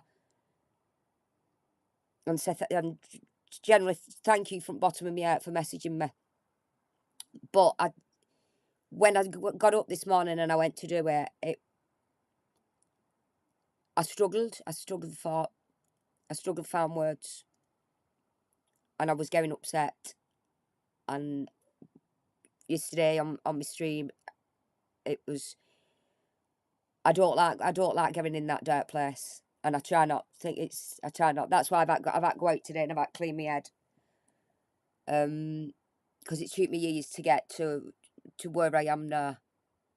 And I thought if I start responding, everything will just be in my head again. So I thought I'll just click an heart on each one just to let you know, acknowledge that I have read it. But that's why, because normally, I normally, if somebody writes me any comment thing, I do normally respond back to you. I will chat back with you. But I felt like I want to thank you to you all, but I didn't want to do it in the comment section. Because like I say, I'd have just been sat there on my own. And I did like I say, I did read all your messages you sent. But if I'd have sat and gone individually to answer you all, it would mean bringing all my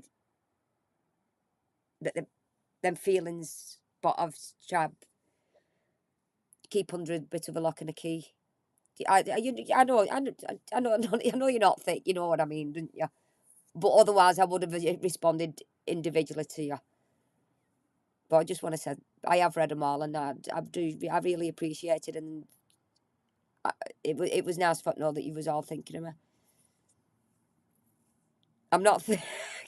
God, it makes me laugh. You're not thick, Andy. It's just a word salad twat.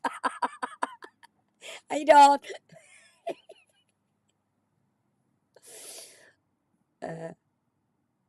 Oh, thanks, David. Yeah, but you do know what I mean. It meant me going into a dark place again, responding to everybody individually.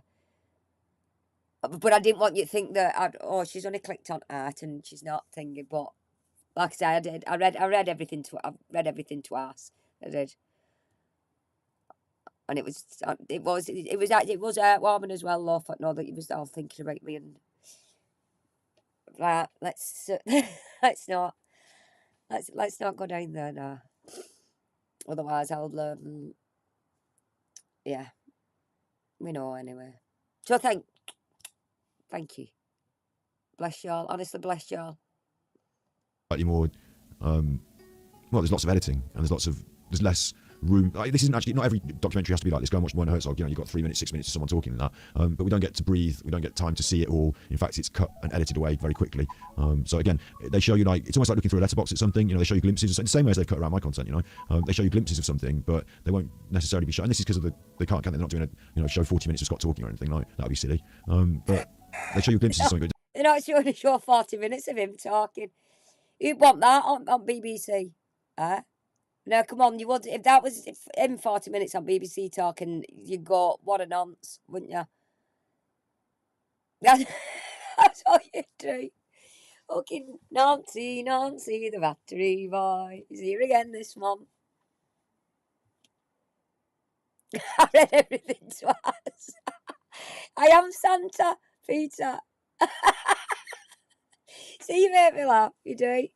See, this is why generally I do thank him for meeting you lot, because honestly, with you lot, I mean, I do, me and him laugh all the time, but with you lot, I've never had as much, even more laughter, more proper belly laughing with you lot. It turned that frown upside down, you do.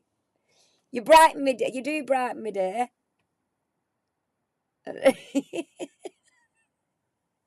Yeah, the only chat you could critique a TV programme on BBC. He's so full of himself, isn't he? So full of himself. It doesn't give you enough to analyse, like they've got the body cam footage then in full. I'm guessing because they've got enough to make their chosen clip out of. Well, obviously, it's got the police. What? Oh, the police have the whole footage of the body cam. Obviously. So do we never get to see that? Probably not. No, then. you don't. But See, this is another thing as well. What I was saying yesterday. Really, I know we was all. We were great. We did want to know what happened to her, but it was genuine concern.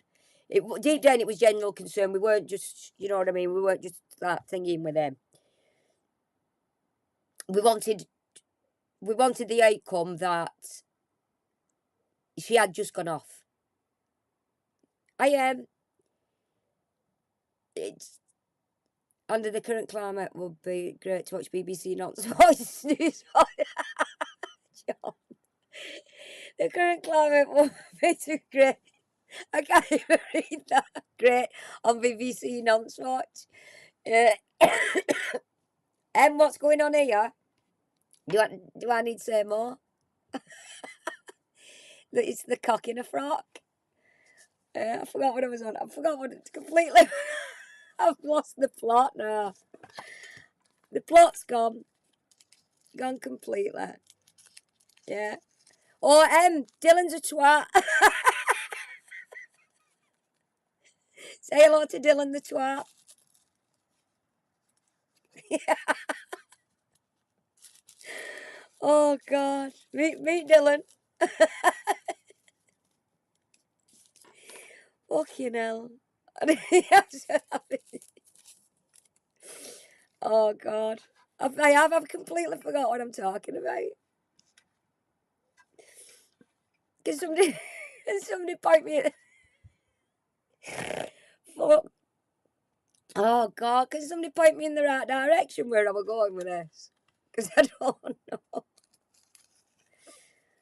Oh, I'm hot now. There you go. I'd like to analyse it. The Paul Ansell interview that he's done for this, it will include the reels, start to finish. You can analyse the body language. Well, I can't, because I don't include any aspects of his body language. And when they do, they're going to quickly put a video of Nicola Bulley looking, nice in the past over the top of it. So it's not for us to be able to infer anything from it. Yeah, Dylan's a twat. He was in Vicky Marie's chat yesterday, and he had an opinion. He got booted from there, and she called him a twat. love Vicky. God love her.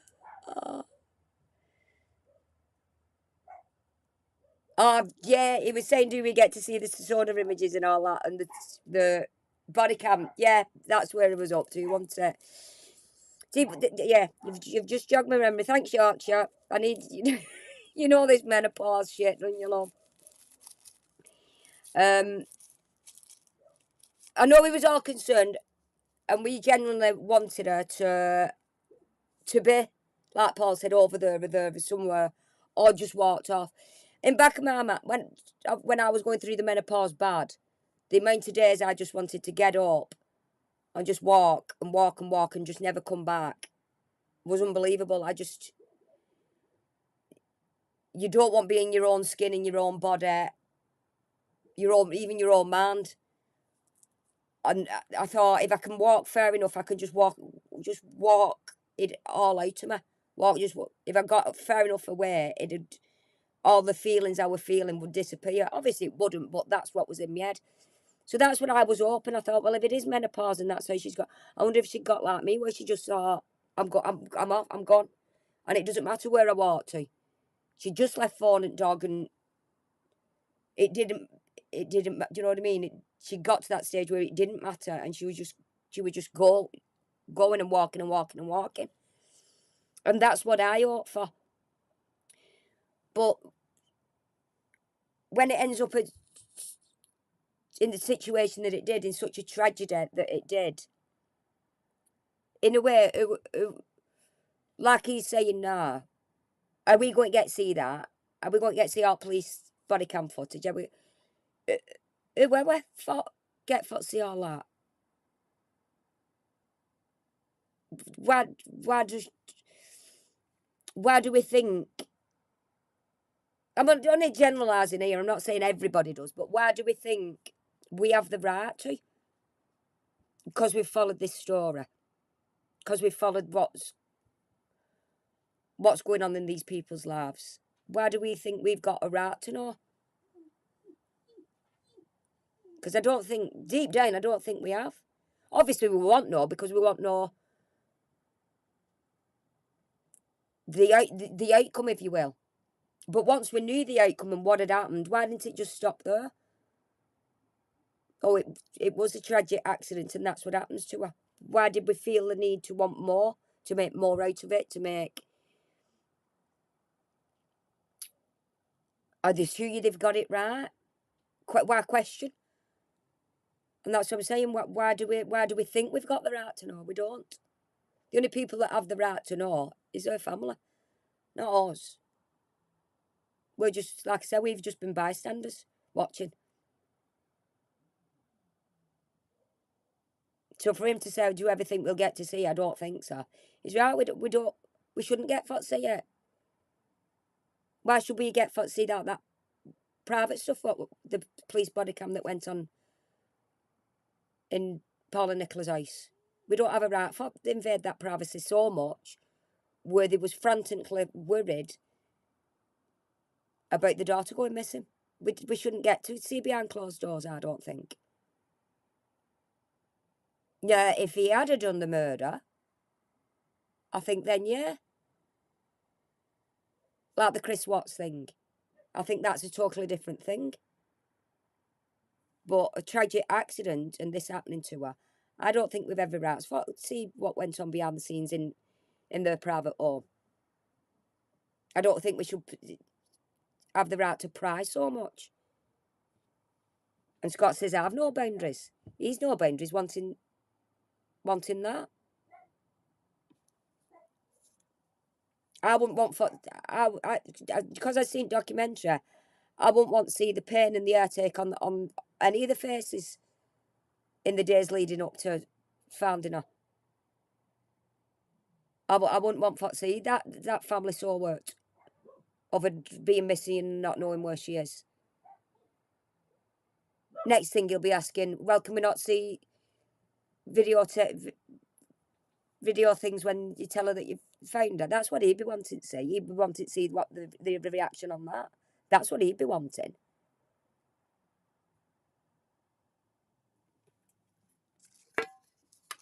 Anyway, that's me. That's me We rant. learn anything from it that we're not being explicitly shown and told to see. Do you see what I'm saying? It's definitely a perspective. Tracy sent Thank you, Tracy. Big UPS I'm on the tellis. I'm on the Superchuffer owes 10 podcast. hugs. I'm on the podcast. Thank you very much for the 10 hugs. Yeah, it's just cool to be on the tellis, isn't it? When we were young, It's just cool to be on the telly. It's not in that flat. It's not, Scott. they came around to the Ettington Fete. We used to live in a little village called Ettington. They came around to the Ettington Fete and we were doing the human fruit machine, me, my sister and our family. My Uncle Claude was there and we were doing the human fruit machine. It's 3 boxes of cardboard boxes, and in the boxes are fruits. You know, maybe you could say that. What about the CCTV part? They don't address the CCTV part. They literally don't address it. Like, there's no, like, they include it, but they don't address that it was given to Jizzy via Paul's friend, and that it was messed about with, and why was it messed about with, and who put the, you know, the stuff on it or whatever. Me and Nicky are such private people. Because they're not done that documentary for him. They've not done it for him for answering his questions. They've done the documentary to say this is the reasons why these things happened, i.e. Paul leaking like he did because he was caught off guard. You know, when people pull that.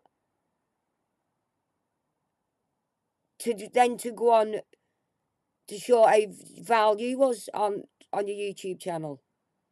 Then to go on and say, I was going to say Nicola at the end.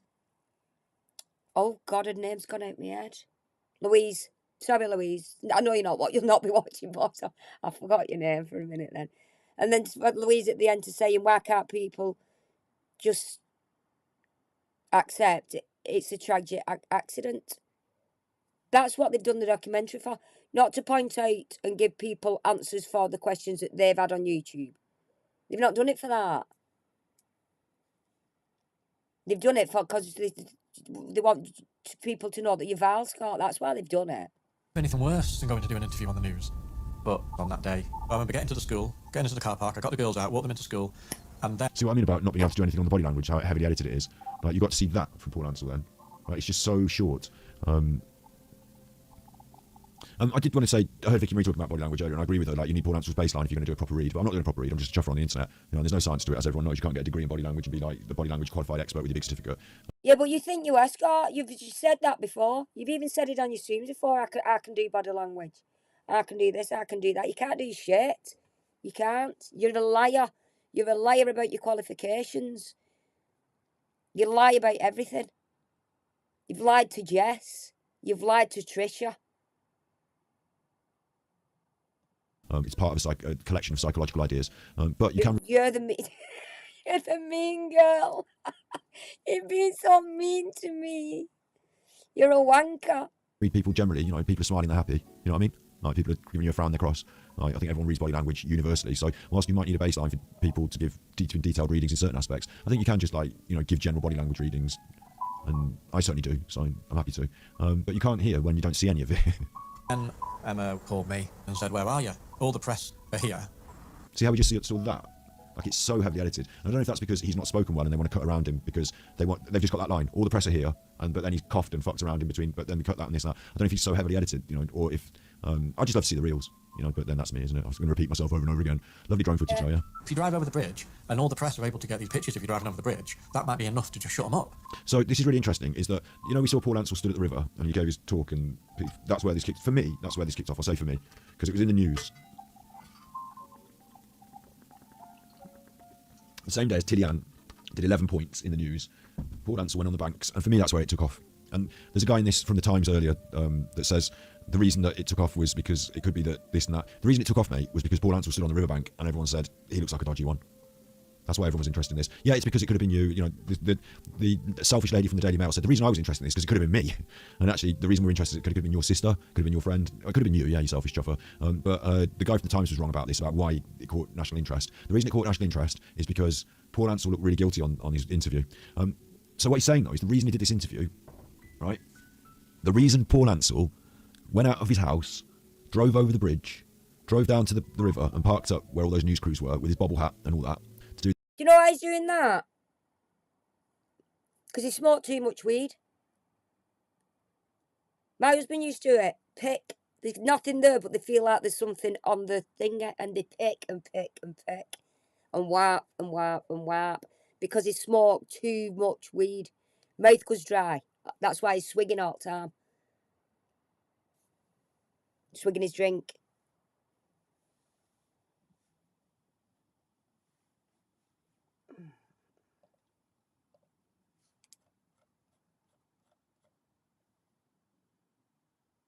Can you point me in the right direction, please?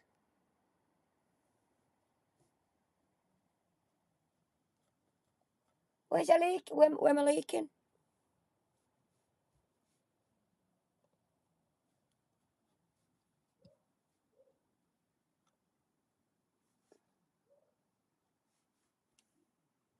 Oh, Mum. Where is my other? I can't find that right.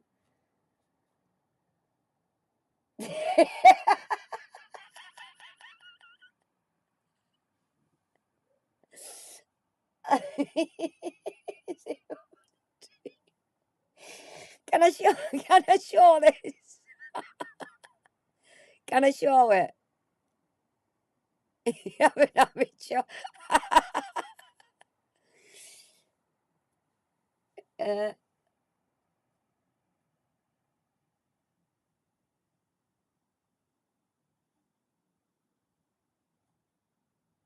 Can I show this? It's not nothing bad, but it's because it's in. Is it from?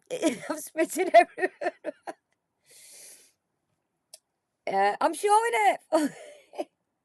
The man has this. Is no morals. See his top. See his top. Well, like, Guess where that is? Teamu!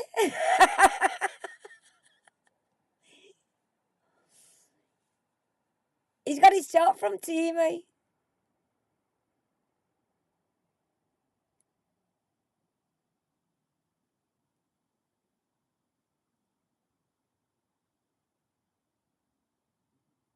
Yeah, John, have you seen that, love? Yeah. He sounds like well, he is in a kid's play, in his happy place, in his relaxed happy place. But, you know, so Scott has no morals shops. It is generally off Teamu start this. They've just put it there. They've just put it in there. It really is from Teamu is the thing. Dragon Slaying from Teamu. Teamu. He calls me for having no morals for shopping at Teamu. Hey, speaking of Teamu, because of big boobs, I get a lot of backache and things like that. These, they're about 20 quid off Amazon. Farther off, I can't remember. I'll get back to it. It's either Shein or Temu. Have a look. But it's what you do is that bit where the hole is. You put it at back of your neck there, so that hole's there. Obviously, you do that. It's on the floor. You put that on the floor flat, and you lie on it, and that presses down on your neck like that. And I could feel it when I did it the other day. You do it 5 minutes every day, and I felt my back crack. And what it does, it's called a cervical stretcher. I don't know why cervical, but it stretches your back, and you start, because it's heavy there. You start hunching over a bit, and you start getting that bit of a finger. It stretches you back up, and I felt on my back crack, and it was brilliant. I didn't want I lied there for about 10 minutes. Never mind 5 minutes. Yeah, yeah. I felt my back. You know your spine. I felt it like stretch it, so it stretched it back up. Cervical spine. That's it, Trisha. That's what they are. Cervical spine. Yeah. But like I say, you do it so that bit is facing out. And then you let me get it right. See that gap there, and you lie down on it. And obviously that supports your neck. Then that supports your neck on the floor.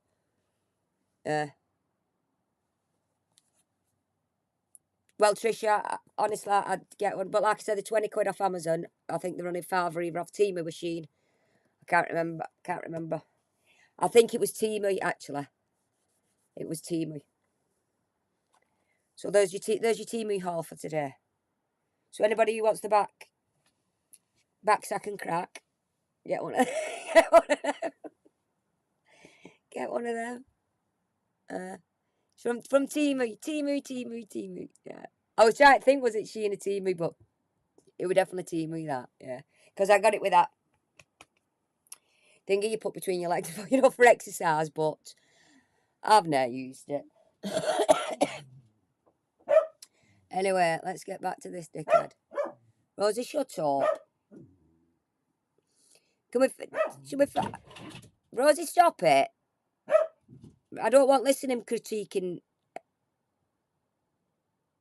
Oh, thanks, Rich, for more shite from Temu. Thank you, Hannah. I'll get another t-shirt. Anyway, for them that's not seen me today's t-shirt, where I may look calm, but in my head, I've slapped you 3 times. There you go.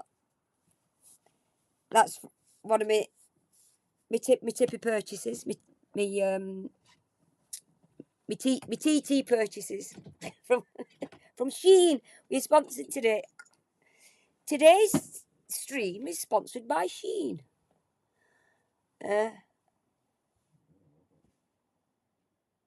You have to crack your back, neck on a yoga roller every evening because of work. Marcus, honestly, I'd get one of them. I would.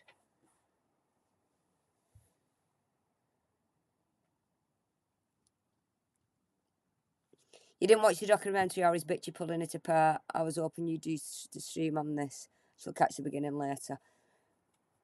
Well, I did watch the documentary. The documentary absolutely broke me heart. But then I got told that he watched it, pulled it apart, and doesn't think he looked too bad on it. Where if it was me, well, like we've all said in chat, I'd be mortified. I would.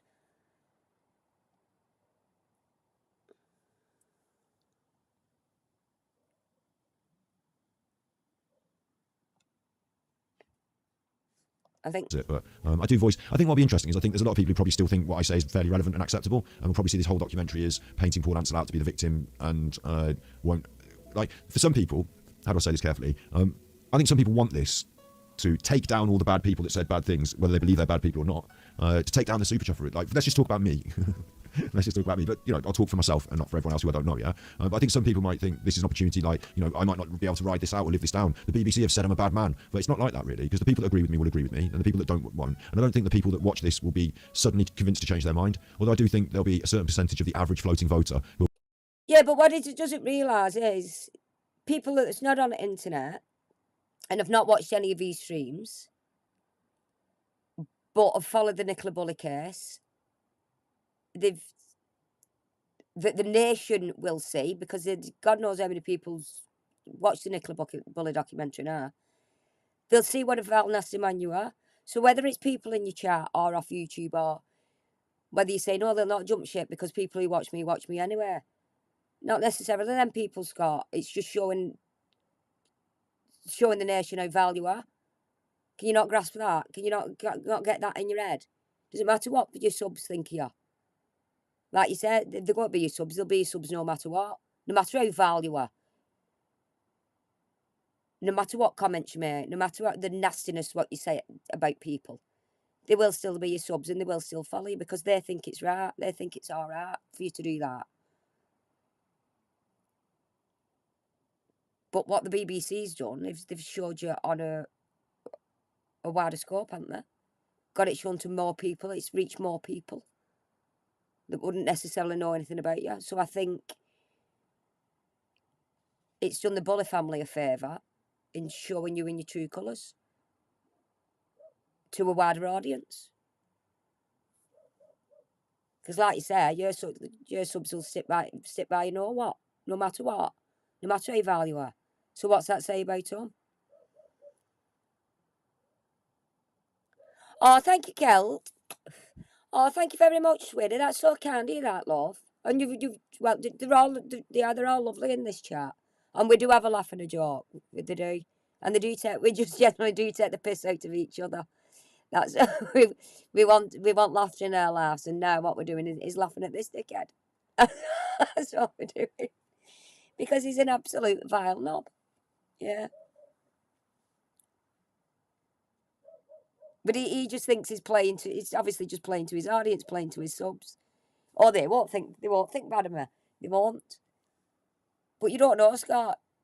Some people might have watched that documentary and thought, like me, oh God, I can't believe I was there watching him doing that. Showing TTs is Trisha Gelder. For the T Fund, get your TTs out. Oh, thank you, Trisha. Get your TTs out. TTs. Thank you, honey. I've had to switch off how much it is because they weren't, for some reason, it weren't running up. Yeah, he really is a nasty vile piece of work, in a Celt.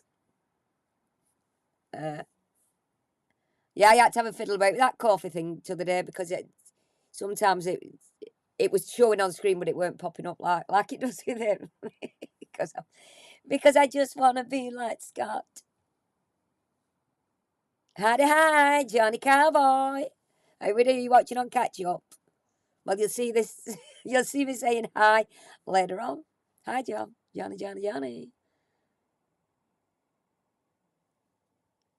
We'll go, you know what, that Nicola Bulley thing, those parents were really sad, and that Nicola Bulley's fella, he was also sad. So it turned out that she just died in the river, and it was sad. Like, I think some people... No, he's doing... See how he's mocking now? Yeah. Doing like a mocking... Should we use the word stupid people voice? This family was sad, they were sad, that was sad. It was so sad. That to me is like how he calls people stupid. Like mocking, mock. It was genuinely sad. And those bad TikTokers, I think some people will just take the top line and just say, all right, there you go, that's it. But there aren't that many. Like, I think, again, if there is hope, it lies in the proles, and the proles are not that naive, and I think that people spot things, and that's the problem with the Nicola Buddy case initially, is that's what gained their interest, is they thought something's fishy. So watching this won't necessarily make them think, oh, that fishy smell, oh, it was just explained by the drains. Like, I think they'll still think something's fishy. So if the people that think it's fishy will still think it's fishy, they won't watch Superchuffer on this and say, oh my God, who's this evil man? Let's remove him off. Yeah, they will, because you want to read the newspaper sometimes, Scott, what people have said about you being vile and nasty. People that don't go on the internet, they've just watched the documentary, like I was saying. Have you not looked at that? Have you not read what people are saying about you online?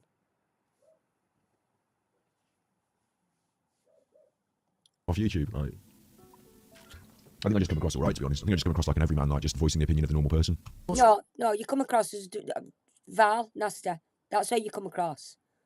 You don't know what arguments have gone on if they were going to stay together, because there was a lot of rumours. Because also, this is another point, right? I wouldn't stand for any of this nonsense on my channel. Not offense to her and what she's saying might be true or anything, but, rumours and he said, she said, and there was a rumour going around that, I don't know if she said this on her channel or not, but I didn't, do you remember with this, when you do, because you're here and, the Nicola Buddy stuff, it's all there on my channel. I've got ideas, we'll explore thoughts, theories, not conspiracy theories. Actually, we're going to come to talk about conspiracy. Yeah, there was conspiracy theories when you accused your dad of having something to do with it. Just at the end of this section, so stick around for that. But I definitely would not entertain anything that I didn't feel was grounded in fact. Like, if we're talking about something someone said, or she used to have... And none of it, what you said, was grounded in fact. None of it was actual facts. It was just assumptions of the way somebody come across on screen. And having your own narrative. And letting people go along with that narrative, which I was one of them.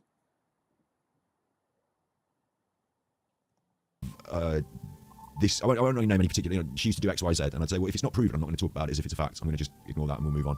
But what you did speak about, Scott, weren't facts. Nothing was facts what you spoke about. It was just your thoughts and opinions. So your thoughts and opinions are not facts. And people would say, like, check this thing out from Facebook. And I say, I don't look at Facebook posts. They're not facts. They're hearsay on Facebook. No thanks. So And what he was saying was just hearsay. To us. Because Paul looked a bit dodgy. Oh, he must have done it. Because Emma White looked a little bit close with it. Oh, they must be together. They must have done it. They must have done it together. Didn't he do all that? Didn't he come to the conclusion that Paul and Emma was having an affair and they'd both done her in? Without facts. Just going off what you saw with your eyes, what you interpreted it at the time. That none of that were facts, Scott. What you used, none. None of that ever came into my content. The reason I was critiquing Paul by the river there is because, of course, he looked fucking dodgy in the things he was saying. So I didn't know about what she's saying about, whatever she said there. I wouldn't have brought it into it. They're saying that they weren't going to be staying together. That's about Nikki and Paul having a breakup and stuff, and like gossip about that. I didn't gossip about that. Comes to a brick wall. Does it though? Every single scenario comes to a brick wall. Okay, I'll give you some scenarios that don't. No, you didn't gossip about that, Scott, because you've just said you don't go on Facebook or anything like that, so you wouldn't have seen them comments.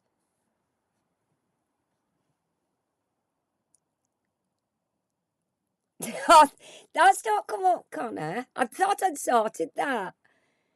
TT's off, Connor. TT's, get your TT's out, Connor. For the Timu haul, not for lemsips. Or not just a couple of lemsips, Connor, please.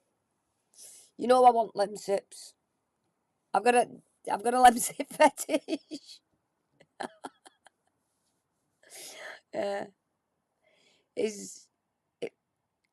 Oh, thank you, Connor. Thank you, Hannah.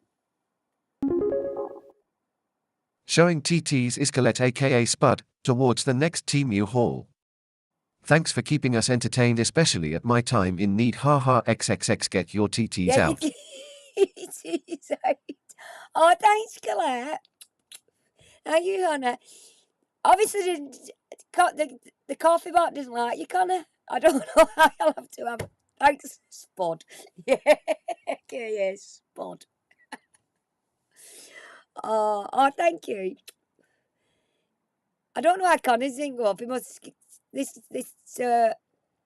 piece out this coffee bot out. You want to sorting the. Hey, Sharon. Super Bluffer's in the house. August got that. Oh, thanks, Super Bluffer. Thank you. Nice to see you. I've not seen you for a while. How you doing? Are you okay? And I was saying hi to Sharon thinking she was in chat and it's not. She's just got the gifted member, Sharon Mills. Get your TTs out, Hannah. Yeah, and he got rehab John Donner. No, for me Lemsy prediction. Super Bluff is in the house.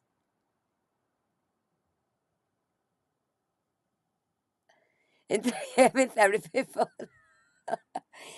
a story you laugh that, Connor. The robot's not even taking your love. Okay. Get another gin, love. Get another gin. Peace out that bot out for Connie, will you? Going up against now, bot will only end in tears. I don't know. Yes, you seem to be able to sort him out, RP. Sort that bot out. Get that Connie's name up on the screen. Right,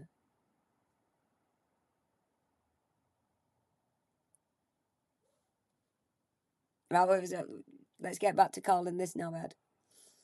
Come to a brick wall. One, she's gone off because she just fucking hates you. It just went like that overnight.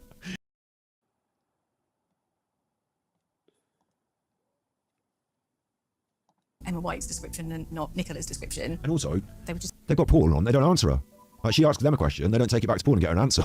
different things that didn't add up at the time, made people question, including myself. Do you ever get worried that being part of that increases the conspiracy theories? No, it doesn't worry me because at the end of the day, in the great scheme of what's going on out there, 1,000 people in my life is a lot to me, but in the population, it's not.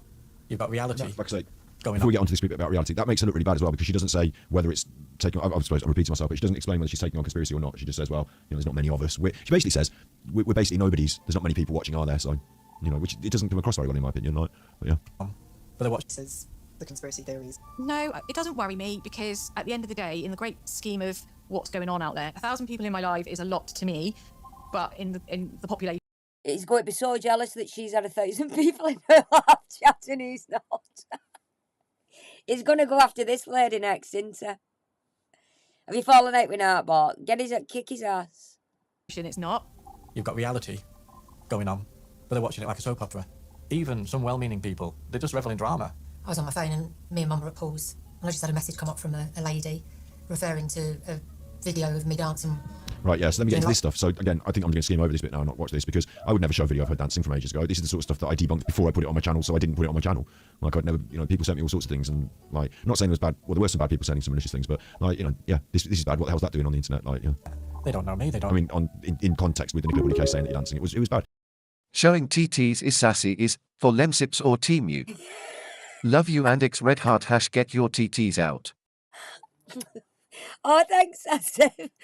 See, Sassy gives me a choice for Lemsips or Timu. Oh, thanks, Sassy. Thank you, Hannah. Get your TTs out. I've got a choice now. See, Sassy knows the score. Lemsips or Timu. I'll be having a Lemsip after this. I will. I'll need one.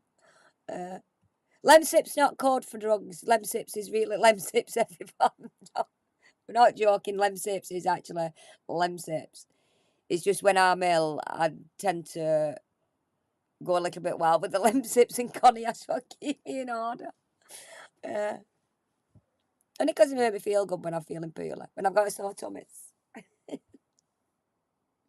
Oh, thank you, Sassy. They did it to Jay Slater's mom as well, didn't they? A video of her dancing. Like, that's probably why they drew the parallel here in this documentary. know us, they don't know Nikki, they know nothing about us. Just messages like you back. Let me get this bit, Can't do anything about it.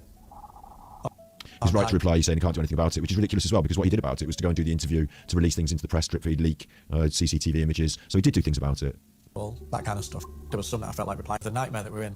I've had And then we get onto folding. So that's another chapter, isn't it? Folding and stuff like that. But just quickly, to highlight the inconsistency again that brought in by the family, or did Peter Falding offer his services? And apparently they're not big. I've gone well The cheap. quality of a camera and all that looks quite good. And I think when you put that up on your documentary, if you show too many YouTubers that look good and look like their show is good and they look reasonable and they're saying smart things, then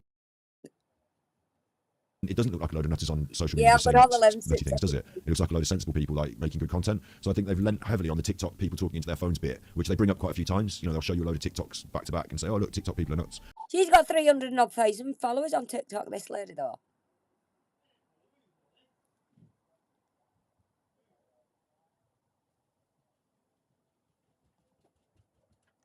Detached, I think. What we're doing, Which then surprises me that I'm edited into this section because I'm not on TikTok. we're sitting there going round and round and round. In the back of my mind, I'm thinking, well, perhaps if things weren't great at home. The idea that your full attention should be on the two girls, meaning the children. So proud of himself for looking like an ass. How can you be proud? Look at his face. I made it on the paedophile BBC. So proud, Scott, so proud. Is not entirely correct here, is it? Because your missus is missing. When the door Who's he saluting himself? Is he for real, this guy? Is he for real? He's not embarrassed one little bit, not ashamed one little bit. No, he's not aged well, David, has he? door shut, you don't know what arguments. And do you have think gone that it makes it look a little bit like she's watching people like me on YouTube and then going on TikTok and saying stuff? Like, because maybe that's unfair to her, because maybe she's making her own content. You know, I don't think she's. I'm not saying that she's copying me. I'm saying the way they've edited it in is. I'm not saying she's copying me. She's got 300,000 followers on TikTok. There's no way she's copying you, Scott. What they've done is put a well-established TikToker up, and she's actually speaking her thoughts and opinions in the documentary, and then they showed a clip of a Val nasty, ignorant, sorry excuse for a man that saw Val on YouTube. It's just beyond words. And then they go back to her. It almost looks like she's watching on the internet and then she's saying stuff, doesn't it? They were going to stay together because there was a lot of rumours saying that they weren't going to be staying together. Every single scenario comes to a brick wall. Does it though? Every single scenario comes to a brick wall. Okay, I'll give you some scenarios. Big ups, Kelly. I don't know if I was reacting to something you've said. I'm specifically not, I don't have anything against anything you've said or anything. Like, we've all got different opinions on stuff as well, which is absolutely fine. Like, I don't, It's not fine, Scott. You don't. I Stone. I Miss Bitch. Oh, Johnny K Boy's gifted a membership. Oh, Johnny. Wait, what have I missed? Sorry. Wait. Whoa. Don't let me miss this. Oh, thank you, Johnny. Oh, thank you, honey. Johnny has gifted 5 memberships. Oh, thank you, sweetheart. Let's have a look. Kevin. Keely. John's got 1. Miss Bitch. Stone. That's why I thought people were in chat then. I thought, oh, hello, and I just spotted. Oh, thank you for that, John. Thank you, Johnny. Get your Stetson on, Johnny Cowboy.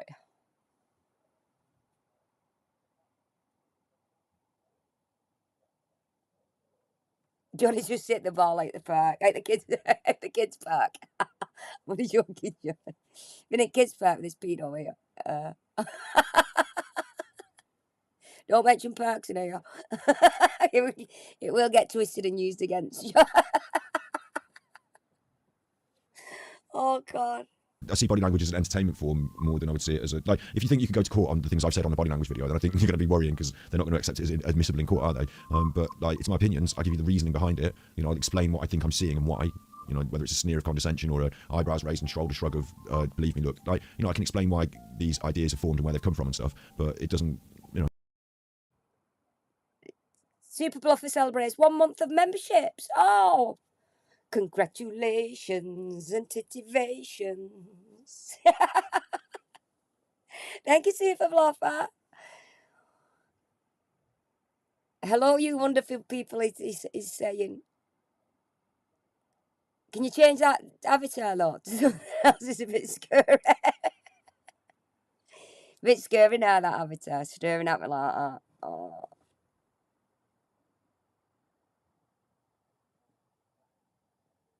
Oh, Peanut's not got one. It's tight on Peanuts. You can never get What is wrong with this YouTube for you, Peanut, at all?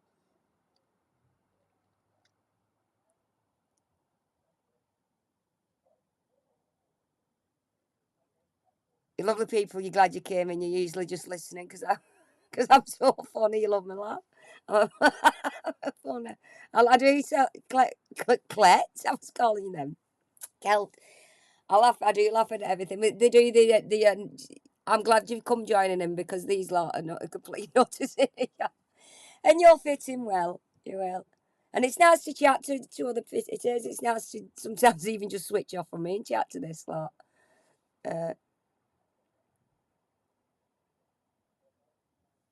Yeah, they're all really good. They are all really nice in here. Oh, they're all actual genuine people in here. I don't know. I don't think I've ever come out and sort of said, therefore it's written in stone and everyone has to, rally behind me. It's just sort of content, isn't it? It's like something that I do that I feel instinctively I talk about and just makes interesting. Like, people liked it. And red flagging something doesn't mean that you're going around, I suppose I didn't do any videos saying, like, white flagging Paul Ansel or whatever the opposite to red flagging would be. But it's only a perspective, isn't it? It's only a critical perspective on something. It's not the entire reasonable range of thoughts and ideas. So I think it would be unfair for me to do a video that's like Paul Ansel red flags plus loads of mitigating everything else. Like, it's just this. We're going to watch this video. I'm going to see if there's any negative red flagging body language you can find. And I think that's just a fair approach. Even Chizzy says it in here in the documentary. It's a fair thing to do. So Don't come to a brick wall. One, she's gone off because she just fucking hates you. It just went like that overnight. It went from Nikki's gone missing. He's laughing at that. Once she's gone off because she fucking hates you. What sort of a comment was that? Directed at Paul? In such desperate times that he's trying to find his wife. And he's pointing out, well, she might have gone just because she fucking hates you. That's just an horrible thing. Now, looking back, in hindsight, it's a good thing. Looking back in hindsight, it was a nasty thing to say. Have run away to husband's killed her. If I'd murdered my... Oh, God, I'm going down this road a bit now. If I'd murdered my wife... I done a murder. it makes me look fair and good, that does, doesn't it? Because I even go, oh, this is a bit bad. I can see why this is going to sound bad, but it's something we should talk about, isn't it? Because loads of people have done... No, but what you should have done, if you knew that it was going to sound bad, you shouldn't have laughed behind your hand. You should have said, oh, I shouldn't have said that. Let's move on. You shouldn't have carried on with it. If you knew in your head that it was going to leak and sound bad, you should have corrected yourself. That's what you should have done. Should have gone, oh, I'm sorry, I apologise for that. Not, oh, I'm laughing behind your hands. Oh, we're going to go down this route, are we? You switch channel. What's Jess? What have I done? What have I missed off, Jess? Have you done, Jess? Yes. Oh, thank you, Jess. Thank you, honey. Thank you, sweetheart. Kelt, there you go, Kelt. You've got a member. Welcome to Tooties. Welcome to the Nut House.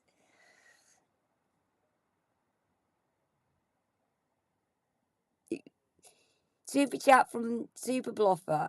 I've changed my pictures for you. You've not still got this. Oh, it's still got them stirry eyes on it. Oh, thank you, Super Bluffer. Oh, you mean you've changed it to that just for me? Yeah, just for Skirmer.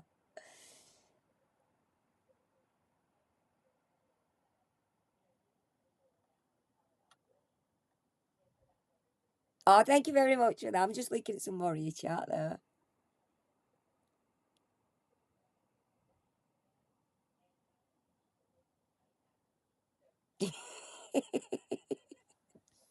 Murders and then gone on the internet and done interviews. What's the Sower Murders? What's the name of the guy who did the Sower Murders? Why can I never remember his name? Ian Huntley. Sower Murders. What's his name? He did interviews for the telly. See, but what you're doing is just like you did the Fishwives, Vic and Marie and Penny Bunny and that, and you put them all in the same pot. You just went like that and said, put them all in that pot. That's what you did with Paul. Oh, well, people go on telling do interviews that's done it. All right, it might have done, but you just kept banging on about it and banging on about it. Without any evidence, without any proof. Yeah, and I think it's like, I think it's kind of okay. I can see that they've edited this immediately into Ernie Buddy saying they were nasty people. So I think they've kind of made me look a little bit. Ian Huntley, that's it. Ian Huntley did the murders, and of course, bad Ian Huntley did those TV interviews as well. So like, yeah, it did overnight. She's right, the Daily Mail woman, because of this video, and it wasn't just me. Like, but I guess I represent people who thought and saw this, which is fair enough. He looked bad. So like, people said that, like, you know. Oh, Lee, Deborah Rabbit. I'm sorry, I miss Deborah. Hi, Deborah. I miss you, Deb.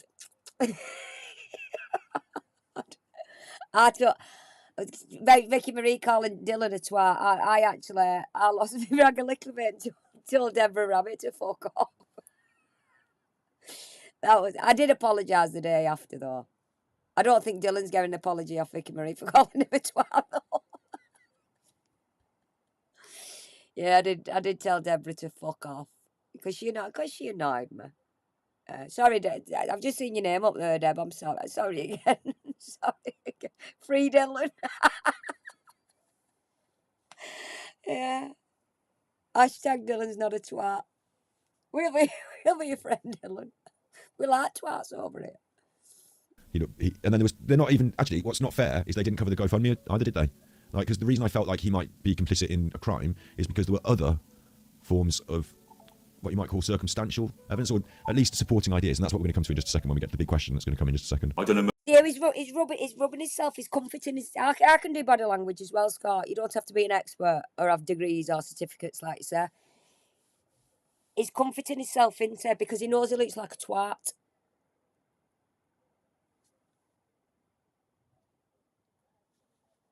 That's what he's doing. This is damage control for him. I'll jump on, I'll tell my subs, I'm not Val, you was all here with it. You was all on it. You was all doing it. What we was doing, Scott, really, was we were sitting back and just taking your opinions on board and not thinking for ourselves. That's what we was doing. Murder. But yeah, like, so they made me look a little bit bad because obviously they have Ernie Bully immediately following this saying, oh, there are bad people on the internet. So because that's what Ernie wanted to do. You want to point out that he thinks you're a bad person on the internet, Scott. Get that in your head. Get that in your thick head. That's why they edited it like that. Do you not think they've had a conversation behind the scenes of let's show how nasty and vile this is? How can we do it subtly without actually saying he's the nasty vile? I'll tell you what, let's put a clip of Scott and then we'll get Ernie saying there's nasty vile people on the internet. They've done it because that's how they wanted it done, Scott.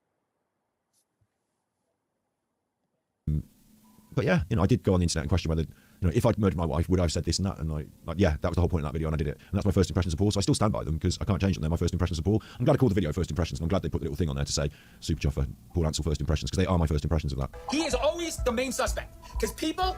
It does actually look a little bit worried, doesn't it?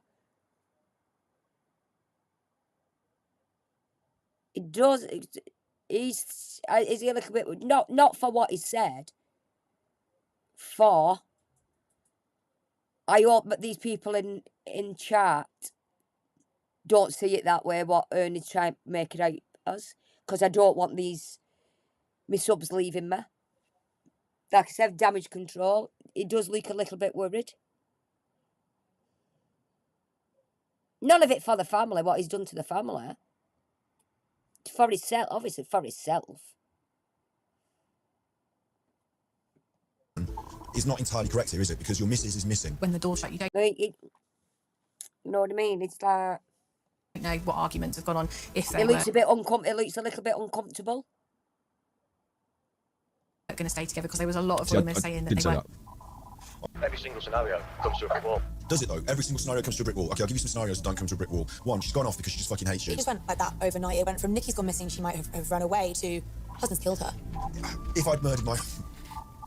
Oh God, I'm going down this road a bit. And he's still laughing now. He's still laughing about it now. Instead of being embarrassed, instead of being embarrassed and mortified by what normal people would feel, he's still laughing about it as if it's some joke. Now, if I'd murdered my wife... Oh, there's some nasty people out there that just conjure up rubbish. Nicola and Paul was happy as a couple. See, I don't conjure up any rubbish. I didn't conjure up any rubbish, did I? Like, I've never... Was he questioning Ernie? No, he's questioning Ernie. Ernie's saying you conjured up rubbish. Not generally talking about that clip they've just showed.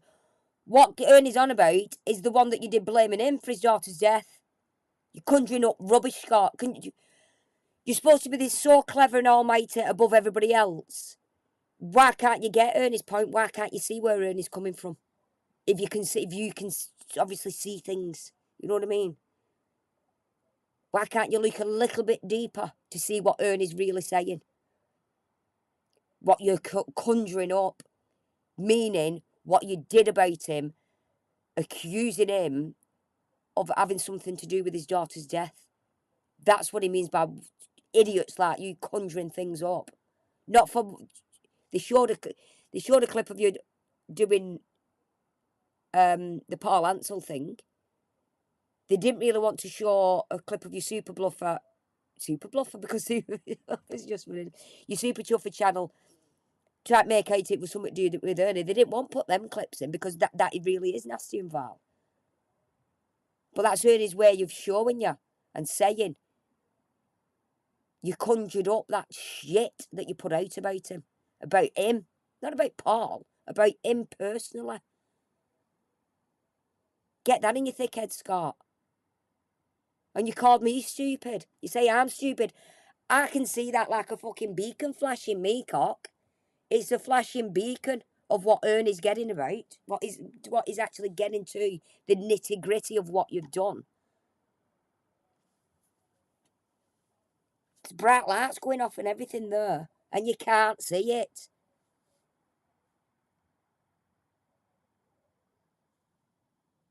Said anything that's not like based in actual stuff I've said. Like, I'm showing it you on the screen and I'm saying my opinion and what I think, but coming and sitting down and making something up entirely, just completely like I don't know. There wasn't like you did. You went on Superchuffer and made up this big conspiracy theory about Ernie being involved.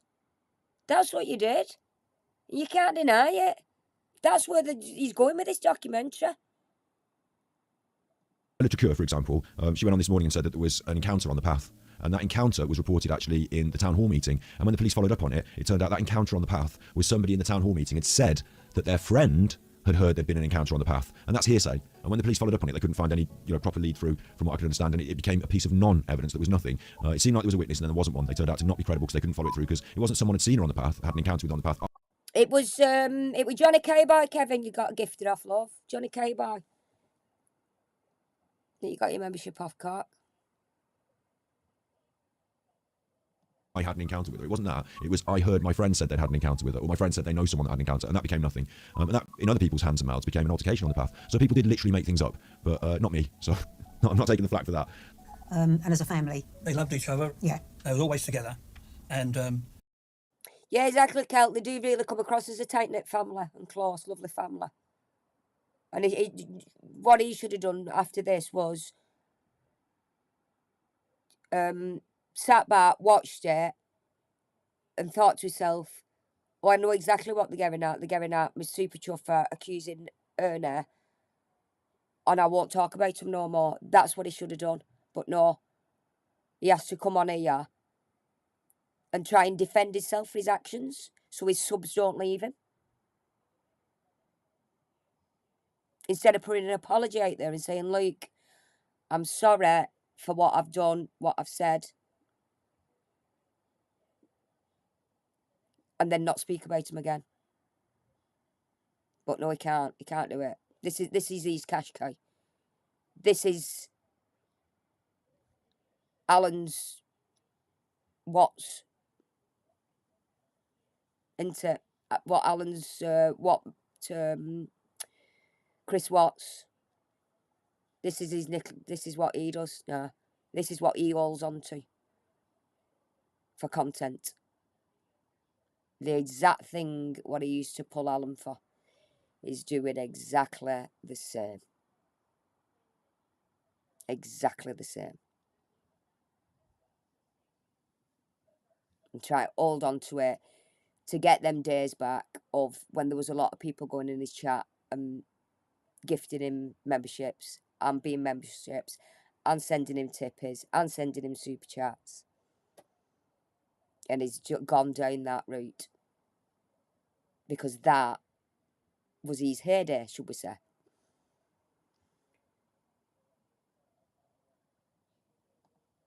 Well, They just like being you say they were always together, yeah? They did like being together, except Paul didn't want to be together with her that morning, did he? Because he didn't finish drinking his coffee and get his shorts on and go with her to walk the dog. He wanted to be at home, so he wasn't with her that morning. He wasn't together with her that morning, was he? When she... See, that's just disgusting. He said they like spending time together. Now he's picking up why did he not go with her that morning? Because he was having a chilled hour on his own, he said. Nikki took the dog. She knew she had a work call, Zoom meeting. What she didn't have to actually click on, she could just listen to it. So they should probably say, well, I'll take kids, I'll take dogs, and I'll go and listen to this this call. Why I'm taking dog for a walk. Like being at work, but on a dog walk. So why would Paul want to go and walk the dog with her while she's on a work call? Initially, she's going to be really at work, isn't she? She's not going to want her husband chatting in her ear while she's trying to listen to a thinger. So he's probably said, well, I'll say to him, I'll have that me hour on my own, like. You know, couples don't have to, they like spending time together, but they don't have to be together 24/7. They have an hectic life, they've 2 kids fetch up. She's gone for take kids for school, take dog for a walk while she has a quiet minute so she can listen to her work call in field in the morning. That's her quiet time. While he sits at home and has his quiet time, having a cup of tea. Because I can't spend 24 hours a day with that man. I'd kill him. I would. That's no thingy about this, but I would. You can't be with somebody 24/7. They'd drive you insane. You do need that few hours, the work hours away from each other. She was so tired she could hardly, sort herself out. He didn't do taking the kids to school himself. He was so tired he wanted to go back inside. He was in his dressing gown. together. Some of the You're making him out bad again. absolute batshit crazy things that were being said. Conspiracies about me having an affair with one There's that word again, conspiracy. of Nicky's friends. Okay, conspiracy about him having an affair with one of Nicky's friends. I don't know if that's like I'm going to do an episode saying Paul Ansel is sleeping with Emma White confirmed. I don't think I ever did that, but I guess we discussed whether someone who was in this situation might have been cheating and whether that was a motivation to a murder. Yeah, I definitely think that. And because of the behaviour of Emma White and the always being around Marsh Farm Hall and stuff like that. People even looked at some of the photographs of Paul with his arm around Nicola's sister and questioned that. I didn't, but did you know? I've heard all sorts of ideas being forwarded. Yeah, that's that word again, conspiracy. And then that wasn't Nicky who left my house. But it is. I'm going to stop it there because he's bugging me now. And it's been 2 hours and 20 minutes of him and I can't stand it anymore. But just to... I will carry on with this. I might probably do it tomorrow. I'll tell you what, I'll do rest of this tomorrow and we'll go through them messages what he's been sending me, behind my back. Like a little school bitch. School bitch? Like a little school bitch? Where did that come from? I was going to say mean girl and little bitch at the same time. Like the little mean girl he is. And there's Slinks remind me of that thing as well, what I need to show. Yeah, his voice is grating after a bit. I keep on calling you Clit. I don't know why. Celt. Because you're Celtic. I need to do that.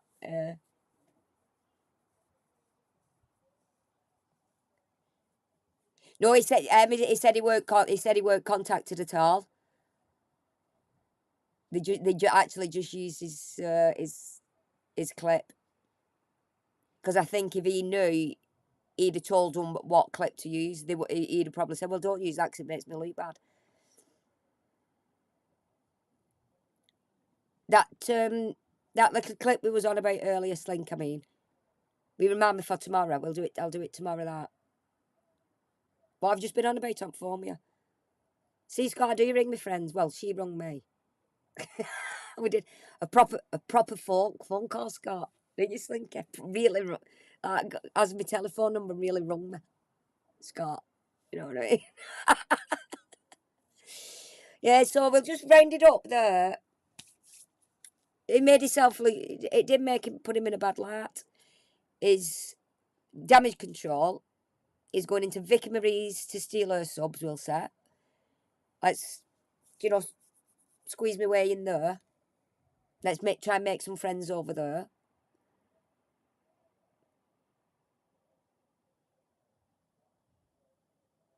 AD did grass him up. Alan did grass him up. Alan did say, didn't he, on his Rumble thing? Alan pointed him out. But I'm assuming when he did this, he didn't know Alan had pointed him out. But he will know Alan pointed him out now, won't he?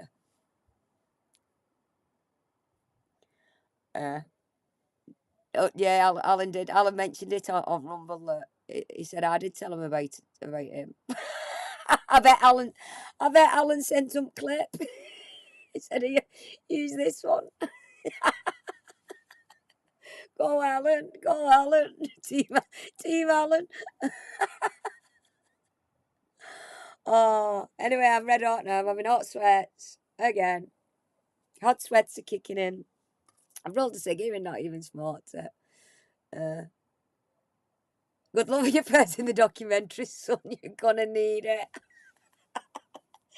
Yeah. Good luck with that, son. Oh God. Anyway, thanks for coming. We will finish this off. We will get through whatever this is doing. We will get through this. Like I say, it's a bit because it's 11:15 now. And I need another cup of tea. So much to love to you for coming. And remember, there's knobheads on the internet.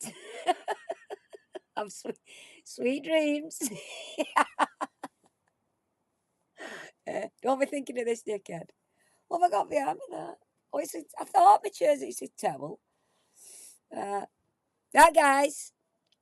Thanks for your memberships, gifts, and your TTs and super chats. Thank you so much. And I'll see y'all soon. I'll see y'all tomorrow. We'll force ourselves through this, won't we? Oh, thanks, guys. Oh, and thanks for all your messages under my last video as well. Honestly, I really do appreciate that. Yeah, but get them told, hit the thumbs up on the way out. Or else don't let them out, Emma. Lock the door, Emma. Lock it. If you've not hit that like button, lock it. Don't let them out. Don't let them leave.